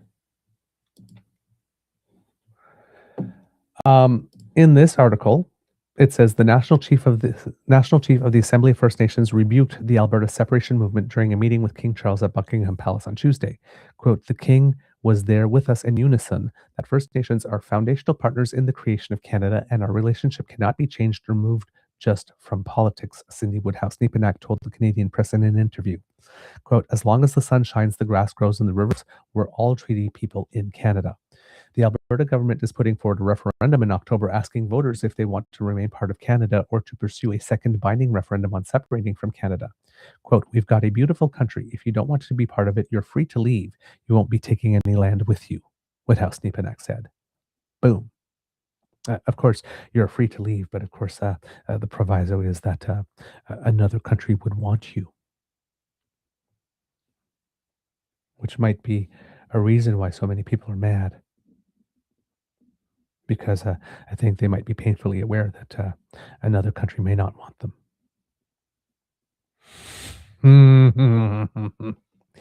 She said there will be a further conversation with King Charles about potential separation and that they are working on a youth initiative together. She's also pushing the king to commission treaty medals, as his mother and grandmother had done, to symbolize the continued relationship between First Nations and the Crown. She wore her own treaty medal to the meeting. Quote, "I think we need to be united. We have to work together," she said. "It's better for us to build each other up and build up the strongest and best country around the world rather than trying to tear apart the relationship." Woodhouse-Nepenak has also said that she invited the king to Canada as several treaties are nearing milestone anniversaries. She was joined by a delegation of First Nations leaders, including regional chiefs Bobby Cameron of Saskatchewan, Joanna Bernard of New Brunswick, and Willie Moore of Willie Moore of Manitoba. Woodhouse-Nepenak said the meeting was born in part due to the advocacy of former national chiefs who, quote, "could never get these doors open. First Nations are the original landowners in Canada, and they shared openly and in a good way, but our ancestors never expected that our kids wouldn't have access to proper schools or proper housing or being left out of the banking system," Woodhouse-Nepenak said.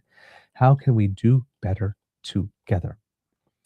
There is a small short thing from CBC about the facts about treaty rights and Alberta separatism that I am going to put up for you, which means, of course, suspending the feed for a little bit here as I show this instead. And very important that we be very clear on this.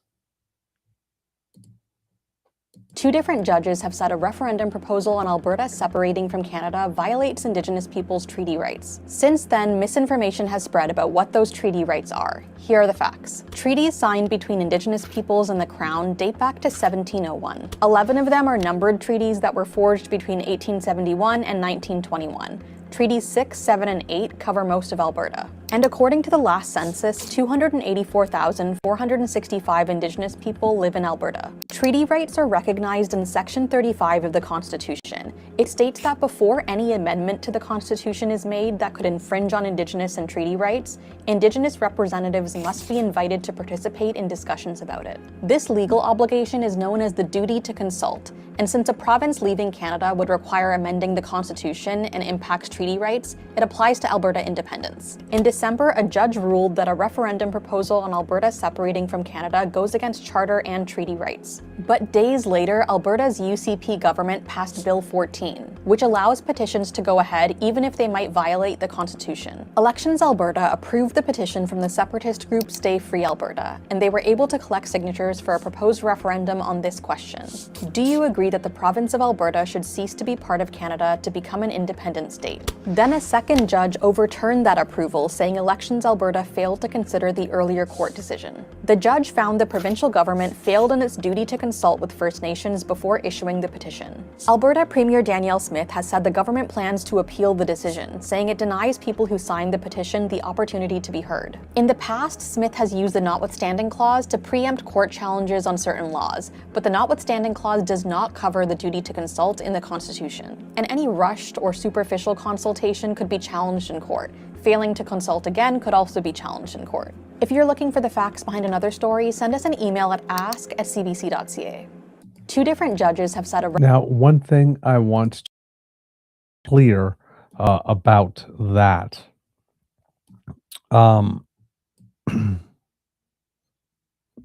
in the statement here, when Danielle Smith says that denying the petition in court denied people the opportunity to be heard, that is a lie. What denied those people who signed the Stay Free Alberta petition the opportunity to be heard was the fact that Danielle Smith did not fulfill her obligation as representative of the Crown on duty to consult. That's what denied them the opportunity to be heard. She's blaming the courts. She's blaming Indigenous people for having complained to the courts. But it was the fact that she was either too damn obstinate, too damn lazy, too damn careless, too damn uncaring to do her job, or too damn compromised. Considering that the separatist movement seemed to believe that they were guaranteed, come hell or high water, no matter what the law or the Constitution says, that they were going to get their opportunity. And they feel like they've been stabbed in the back too, because, well, that's what Danielle Smith does. She uses people. It's just who she is. The denial of the opportunity of the separatists to be heard, for their signatures to be considered, was her not fulfilling the duty to consult.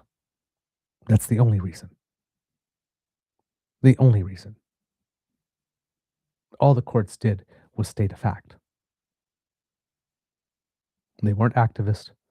They didn't create new law. They didn't go outside.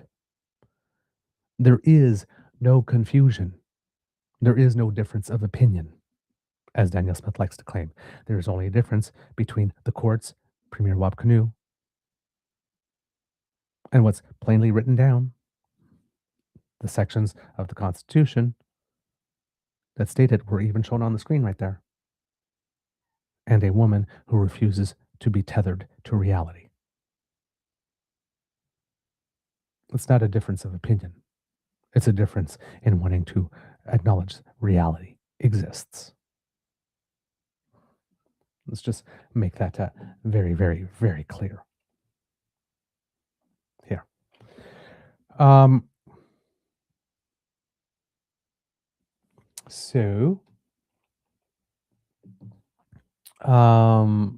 Let's bring back that feed here. Kitten Cover says that you have a better feed for me in my DMs. Okay, I can go check that out to see. I don't think.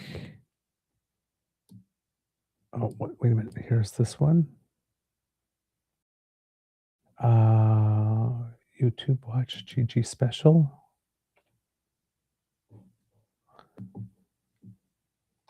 Yep, it's actually the same feed that I have been using. There you go, Kit Uncover. But thank you. I appreciate that. That you helped there.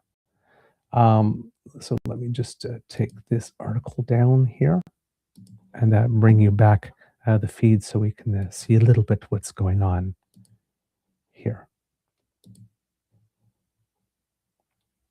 And there you go. Let's bring myself back up here. There we go. I'm not sure if there's doesn't seem to be much going on here. We're sort of getting a shot of the grand staircase here in the building that used to be the former train station in Ottawa. That was a conference center and then was renovated to house the Senate while the actual Senate is being renovated. There you go. It's a very beautiful building if you've never had a chance to be in it, as you can see here. It's kind of too bad in one way that it is not a train station still, because it would be a crown jewel right now of the city if it were. But I mean, you know, not that the Senate is not a crown jewel. Let's put it this way. It's the commercial-free version. Okay. All right. So if that is the case, then um, let's bring it up then. And all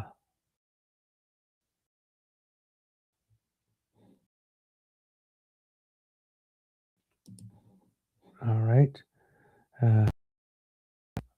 Remove this one and replace it with the one that Kit Uncover has sent. So that way we can have the non-commercial feed. There we go.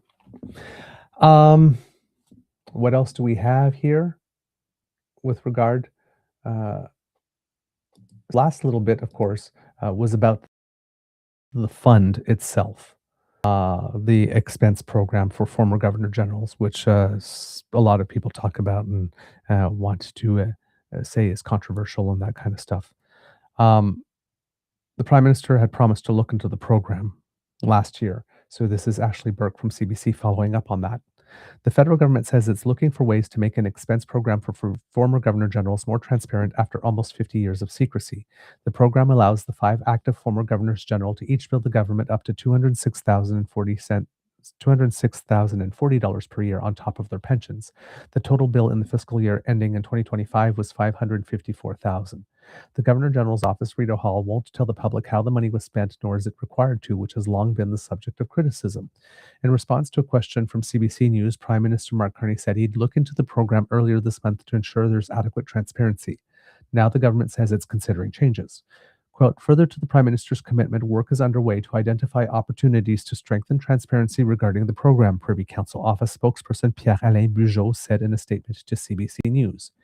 Rideau Hall told CBC News it's now, quote, firmly engaged to strengthen transparency regarding the program. Both Rideau Hall and the Privy Council Office would not share any further information with CBC News about what work is underway. The expense program was first launched in 1979 and it allows the former vice-regals to be reimbursed for the rest of their lives for expenses directly related to having held the office. Those expense claims can be for office space and furniture, supplies, salaries for staff, and other professional services. Travel expenses are also covered under this program for former governors general, their spouses, and staff to attend events and ceremonies. Carney noted that governors general serve our country with distinction and said they continue to serve Canadians throughout their charitable and other foundation activities when they leave office, for which he's grateful. But the expense program secrecy is what's raised concerns for years.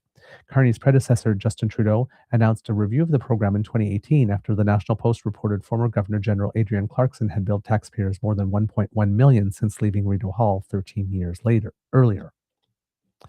The review's report so actually, $1.1 million, everybody goes, oh my God, but it's 13 years. So it's fewer than $100,000 a year for someone who has a maximum allowance of $206,040. So, I mean, hardly exorbitant. And Governor General Adrienne Clarkson has been probably one of the more involved governor generals in a long time, with a long time dedication to the arts and culture. Michael Jean as well, with a long time dedication, of course, to francophone culture and everything. Having taken a position with La Francophonie as well. The review's report, written by former federal bureaucrat Alain Séguin in 2019, found the expense program hadn't kept up with the government's practices or public's expectation of transparency and accountability. At that time, the bill was $541,337 to reimburse four former governor generals during the 2017. My God, I'm having trouble today. At that time, the bill was $541,337 to reimburse four former governors general during the 2017-18 fiscal year.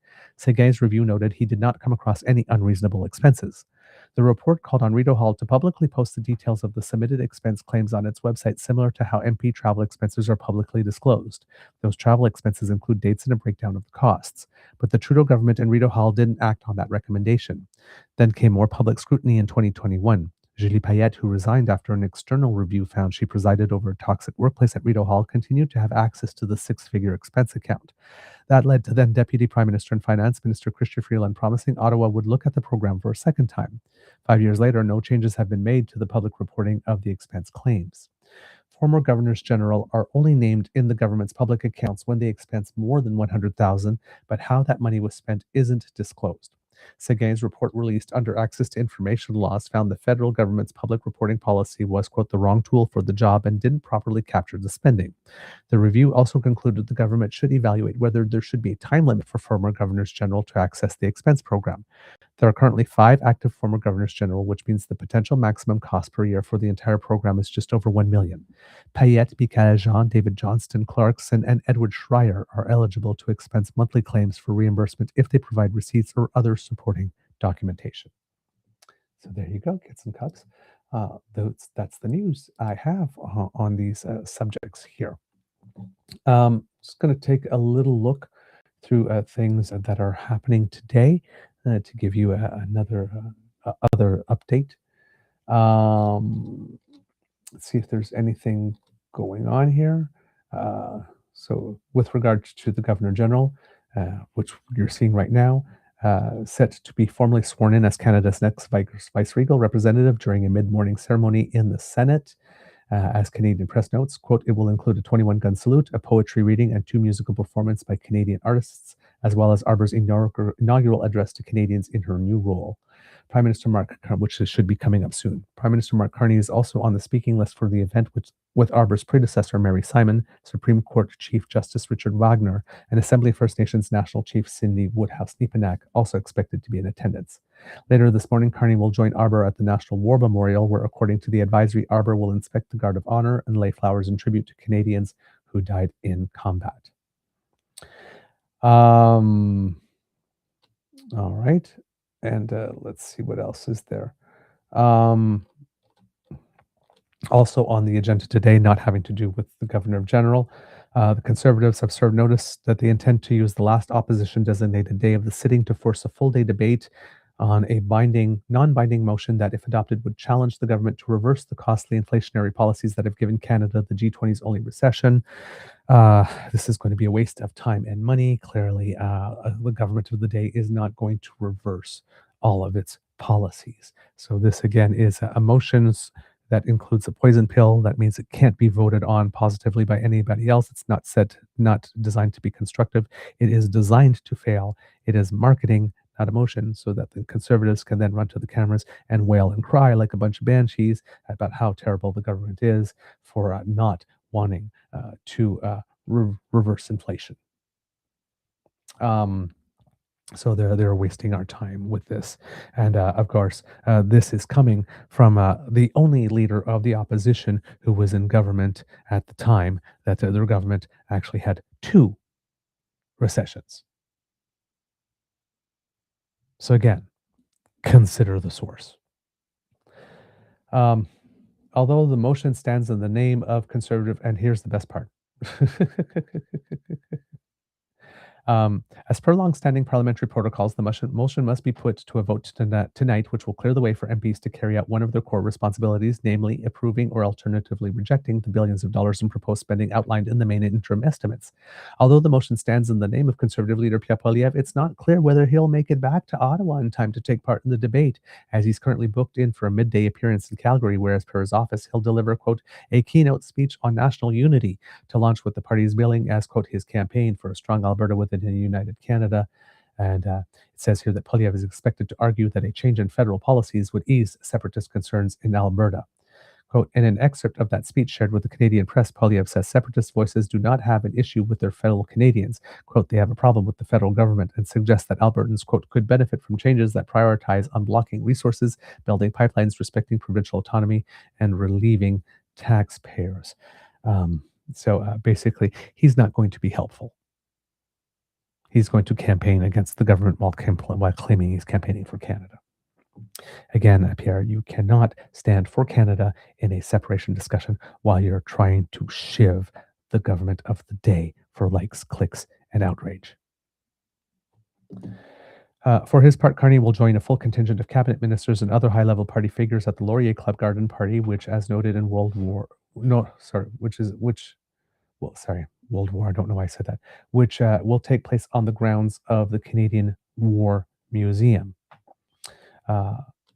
Let's see what else. Also on the radar, a quartet of senior Team Carney frontbenchers will be making the rounds at the annual Conference of Montreal, a high-level 3-day meetup organized by the International Economic Forum of the Americas that, as per the program, quote, has evolved to become an internationally recognized event attended by world leaders and decision makers from government, business, and academia who convene to discuss topics ranging from the economy and global leadership to sustainability, energy, and innovation. And since we were talking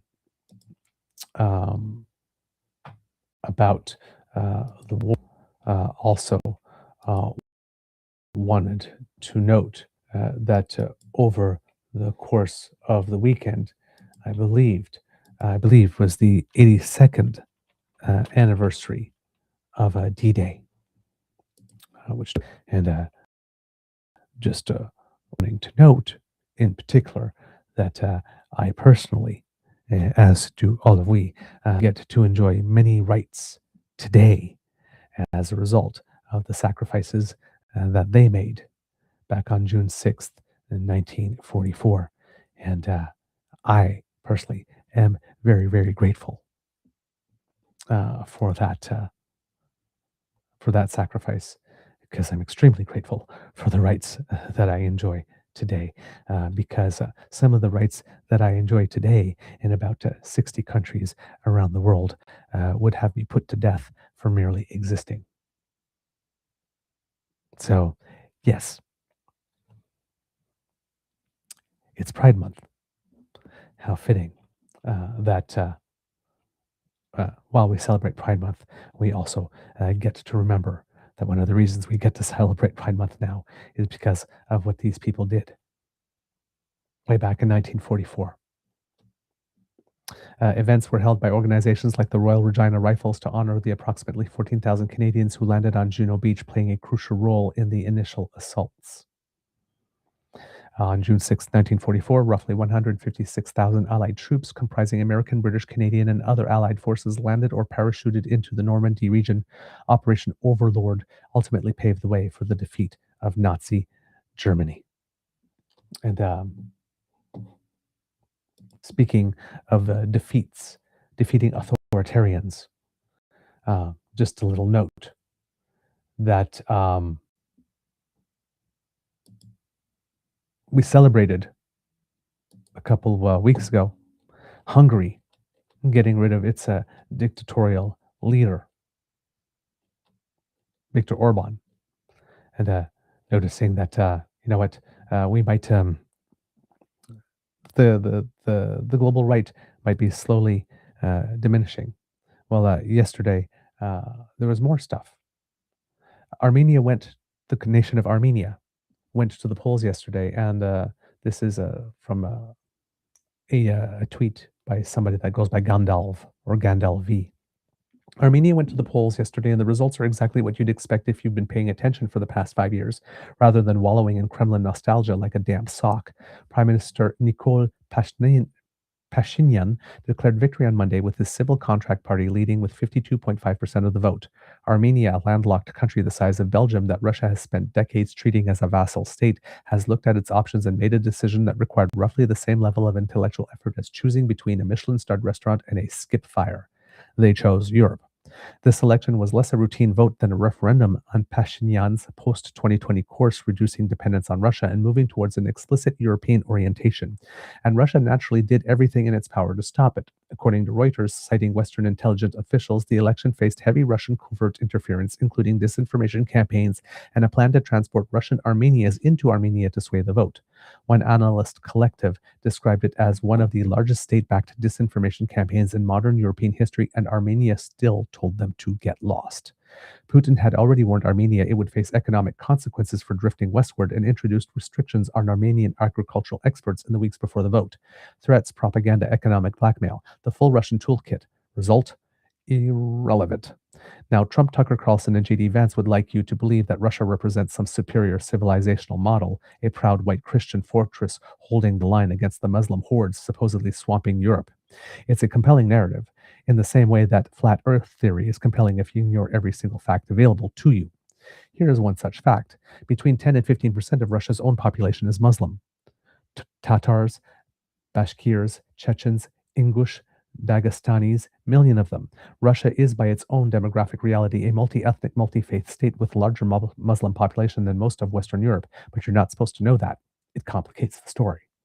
Meanwhile, the Muslim share of the EU population sits at around 5%, but the Tucker Carlsons of the world need you frightened, so the numbers get quietly shuffled off stage. So Armenia joins the queue behind Georgia, Ukraine, Moldova, and every Eastern European country that isn't currently run by a Slovak who seems to have wandered in from a Moscow focus group. The pattern is not subtle. Every country that has actually experienced Russian influence in practice is sprinting in the opposite direction. The only nation currently moving towards Russia's orbit is the United States, which managed to elect a man whose foreign policy instincts were apparently shaped by a property developer's admiration for strong men with good buildings. The world watches America and hopes it finds its way back. Most people think it will. Eventually, the damage, however, is already considerable, and democracy, like a souffle, does not always survive rough handling. Armenia made its choice. The right one, obviously. And to bring you actual news source here from Al Jazeera. Prime Minister Nikol Pashinyan's party has won the Armenian parliamentary election. Preliminary results suggest in a vote seen as a test of its handling of a peace deal with Azerbaijan and its growing turn to the west and away from traditional ally Russia. Pashinyan's Civil Contract Party secured 49.81% of the vote, the country's Central Election Commission said on Monday, with an alliance led by the main opposition party, Strong Armenia, a distant second with 23.29%. Turnout in the landlocked country of 3 million was more than 58% of eligible voters, the CEC said. The Prime Minister is seeking a mandate to reorient the country's geopolitics, distancing former imperial ruler Russia and pushing to join the European Union. Pashinyan claimed, quote, a historic victory that will ensure Armenia's eternity and development. He pledged, quote, to continue the course of rapprochement with the West, while also developing Armenia's relations with Russia. The second place Strong Armenia bloc is led by Samvel Karapetyan, a Russian-Armenian billionaire who made his fortune in Russia and is under house arrest for allegedly advocating for the government's overthrow. Gee, what a winner. He has rejected the charge as politically motivated. Karapetyan called the elections shameful and has denounced alleged violations and repression, saying dozens of his campaign staff had been arrested. Armenia's investigative committee said it had opened 59 criminal cases over alleged electoral violations and detained 9 people. 2 other opposition forces, former President Robert Kocheryan's Armenia Alliance and the Prosperous Armenian Party, also cleared the electoral threshold to get into parliament, winning 9.9% and 4% of the vote, respectively, said the CEC. Pashinyan fell short of securing the 2/3 majority in parliament necessary to call the constitutional referendum demanded as part of a peace deal with Azerbaijan, which has been intermittently at war with Armenia since the late 1980s, and to normalize relations with Turkey, a key ally of Azerbaijan. The final distribution of parliamentary seats is not yet clear. Pashinyan has frozen participation in a Russian-led security bloc while deepening ties with the EU and the United States, and set Armenia on a path towards possible EU membership. Moscow has bristled at the possible loss of yet another ally in its backyard. Last May, Russian President Vladimir Putin said, "We all see what's happening with Ukraine now. How did it all begin? With Ukraine's attempt to join the EU." EU Chief Ursula von der Leyen congratulated Pashinyan on the victory, hailing a democratic Armenia that is drawing ever closer to Europe. French President Emmanuel Macron said this result would shift Armenia's momentum towards closer ties with Europe. So there you go, kids and cubs. Putin taking another hit as Armenia flips him and tells him to go run an ultramarathon off the world's shortest pier. Kid Sassy, why is it always Russia? Yeah, indeed. Kids and cubs, that's the end of this episode of the Daily Beaver Morning Show. We hope that you love listening to us. We love making this for you. Remember, sharing is caring and word of mouth is priceless. So please tell your peeps and poops all about us. Of course, share our content, please, if you can, because that helps us with the algorithms. If you have not smashed with our buttons yet, please seek the approval of Elaine and Cassie by doing so right now. Scan this QR code, and if you're not already on our YouTube page, and go there and click on like, share, and subscribe. And if you are watching on phone less than 7 days after this airs, please swipe left on the comment section in order to give us hype points, which helps us to be seen. You can do that 3 times per week, maximum. The other thing you can do, of course, is like the Breens, support this stream support our efforts by making a donation to the Eager Beaver Lodge's Emergency Hydration Fund to keep your favorite beaver nice and moist. We really do appreciate that. Every dollar, every nickel helps, and that no donation is too small. We are set up for you to give a one-time donation or a recurring donation that you can end anytime that you want. So if you just go there and make your donation, that would be much appreciated. We get about 95 to 97% of your donation when you donate via our coffee page. Of course, we have stickers, super chat, and memberships on YouTube, which gets us about 70% of your donation. And of course, if you are doing the Buy Canadian thing, truenortheagerbeaver@gmail.com is our email address, and you can send us a direct bank transfer, and there are no service fees. We get 100% of your donation when you do that. Whoops, knocked the glass there. Because democracy is something that you do, kids and cubs, of course, we have our petitions, the ones that keep promoting here. Ourcommons.ca petition E7124, which is the first one that we have to you. The link we will include in the chat right here, kits and cubs. And this one is to call on the House of Commons to formally review the conduct of U.S. Ambassador Pete Hoekstra.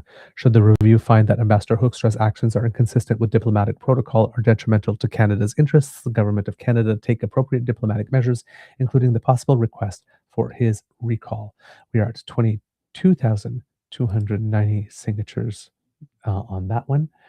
The other one that we have for you is ourcommons.ca petition number E7395. Kits and cubs that we will put here for you. There you go. And this one states that they call upon the House of Commons to stop funding Stornoway as a private residence for the leader of the official opposition. This petition now has 11,822 signatures. And the final one is ourcommons.ca petition E7340, the link which I'm putting right here. Oh, thank you, Kit Linda. Oh, thank you. That's so sweet of you for that super chat donation.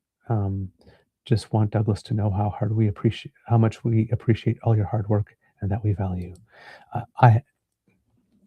Please know, DamFam, that for you who show up here regularly, I have no doubt of that. You're the guys. You're the ones that made it so that I found the strength and courage to get out of bed today and come here and do this. Yours is not, I do not doubt you. I do not doubt you. You are blessings. So, and now I'm gonna cry.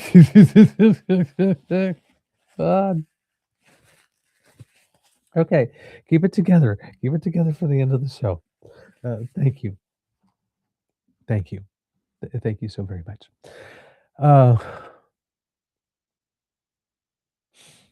Wow. Thank you. I love you guys. I love you guys so much.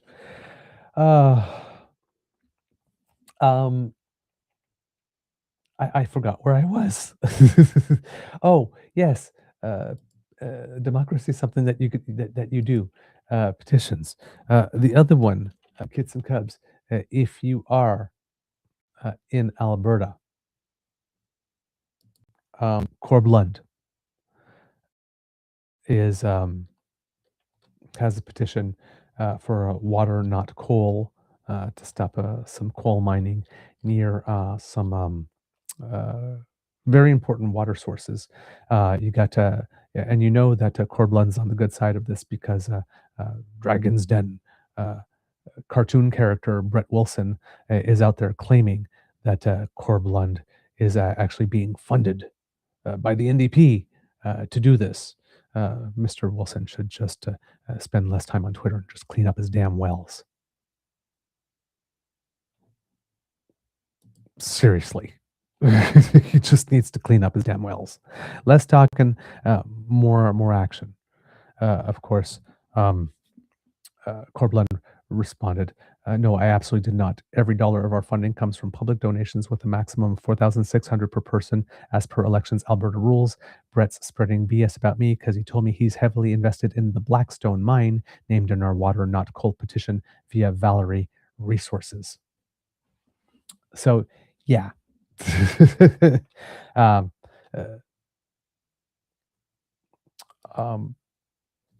Brett Wilson showing once again that he is no lie, he will not tell about anyone in order to protect his own interests, it would appear. Here. So if you want any more information, please go to notcoal.ca. And if you're in Alberta, please sign this petition to keep your drinking water nice and clean and pristine. And hopefully we might, if we can get his attention, because I'm sure he's very busy, hopefully we can get him on the show. That would be a really good thing for us to do. So there you go, kits and cubs. That's democracy. That's something you can do. Words of wisdom. I guess it's my word of wisdom would come fittingly from Governor General Mary Simon when she says, don't give up. And now I've got the proper pronunciation. Ayuinata,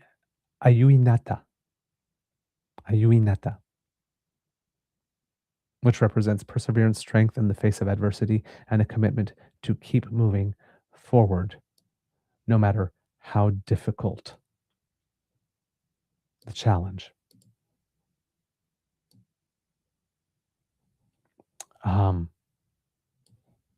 Yeah, I'm I guess that's what I need today. That's what I need today. To not give up,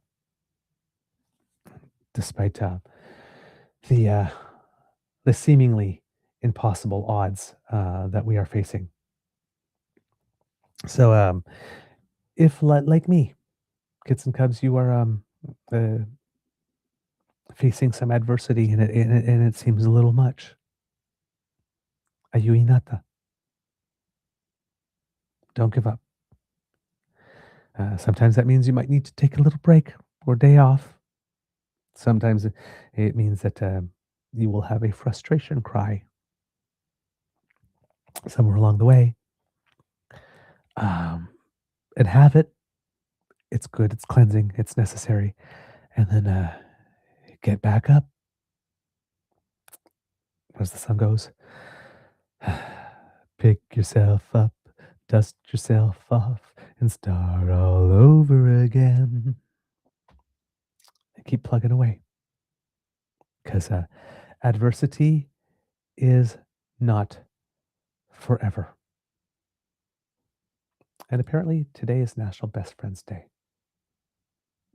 Well, thank you, best friends online. Lovely members of the DamFam. I love you. I love you very, very, very much. Never doubt that. No matter how tough things get, I will keep on showing up here for you because this work is too important. Like I said, it's a passion project of mine. But yeah, get Linda, Chumbawamba. I get knocked down, but I get up again. You're never gonna keep me down. I get knocked down, but I get up again. I do. Beavers wobble. What is it? Weevils wobble, but they don't fall down. Beavers wobble, but they don't fall down either, or at least they don't stay down. Let's put it that way. And I think Linda just put a earworm in everybody's head now. All right, kits and cubs. if you are looking for us at our socials, at True Eager at the Blue Sky Beaver Lodge, of course, on the Jitter, True North Eager Beaver, our Facebook page, our original home. Much applause here for Louise Arbour here, as you can see. I'm trying to turn this off quickly so that we can go back and actually hear what she has to say. All our socials, Facebook, DamFam, Instagram, Discord, the Instagram run by Kit Uncover. We have our coffee page and our Beaver Bite Substack, all the ways that you can join us. So please do that. And of course, if you're not able to send a contribution, please use our email, truenortheagerbeaver at gmail.com to send us some good news about what's going on in your life. Please send me some good news about what's going on in your life. I need some good news today. Please, please, please. As well as some comments about the show. Good, bad, or ugly. We love constructive criticism. We love compliments even more, of course. Of course, guests for the review project as well. And Hyper T, I got the contact information you sent me. Thank you very much for that. I will follow up on that. So there you go. There's the 21 gun salute starting, as you can see here. So yeah, that's what I got for that bit. I did my words of wisdom, so I'm going to say it could be a tough world out there, kids and cubs. Please be kind to and gentle with yourself. And now, at the count of 3, may I please have a little Mr. Beaver? Please cue the cock. At 1, 2, and 3. Yeah, there it is, people. And there you go, kids and cubs. Because you asked. Here's a little cock-a-doodle-doo. You are listening to a True North Eager Beaver Media Incorporated podcast. The True North Eager Beaver podcasts are proudly brought to you by our founding sponsors. The Misfit Mysteries from Corvid Moon Publishing, your source for science fiction, fantasy, and cozy mysteries featuring a broad diversity of characters. CanadianTarot.com, their uniquely Canadian online eclectic tarot community. And The Peppermaster, hot pepper sauces made from farm-fresh ingredients to thrill your taste buds and expand your mind. We are grateful to the Crier Media Network for its support, Pete Jarvis for our artwork, and Paul Joseph Something for our opening and closing sequence music.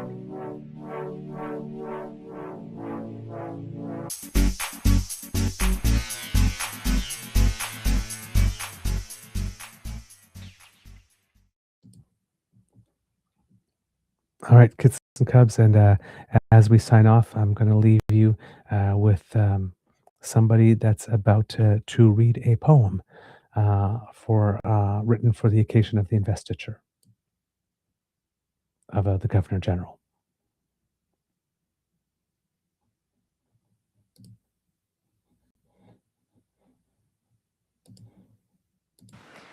Reasons.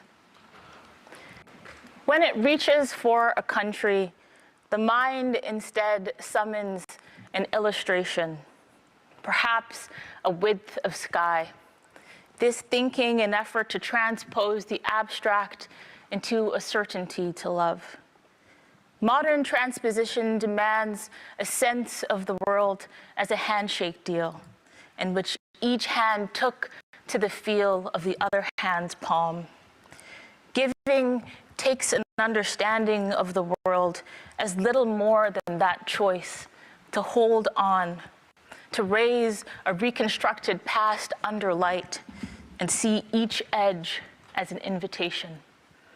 This way, easier to teach than travel, calls us to speak, to echo the silenced, to listen first, to understand, certain only that our good fortune is luck, not reward, a debt discharged with brief, erratic tender, life spent making this place mean something we are proud to signify.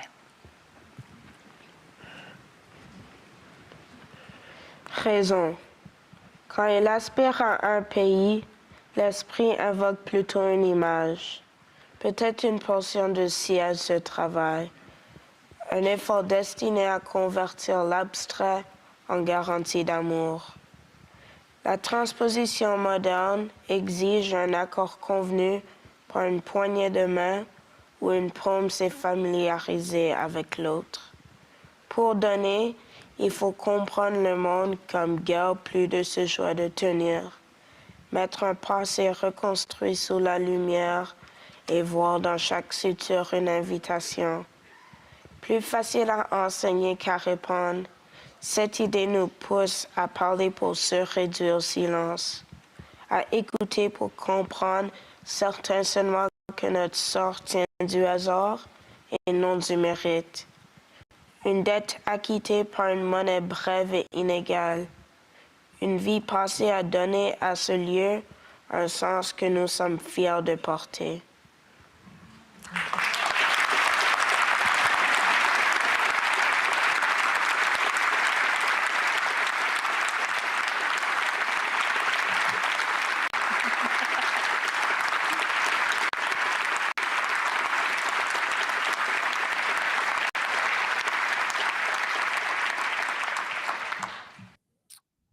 And with that, kids and cubs, amour et bisous, and we'll see you tomorrow.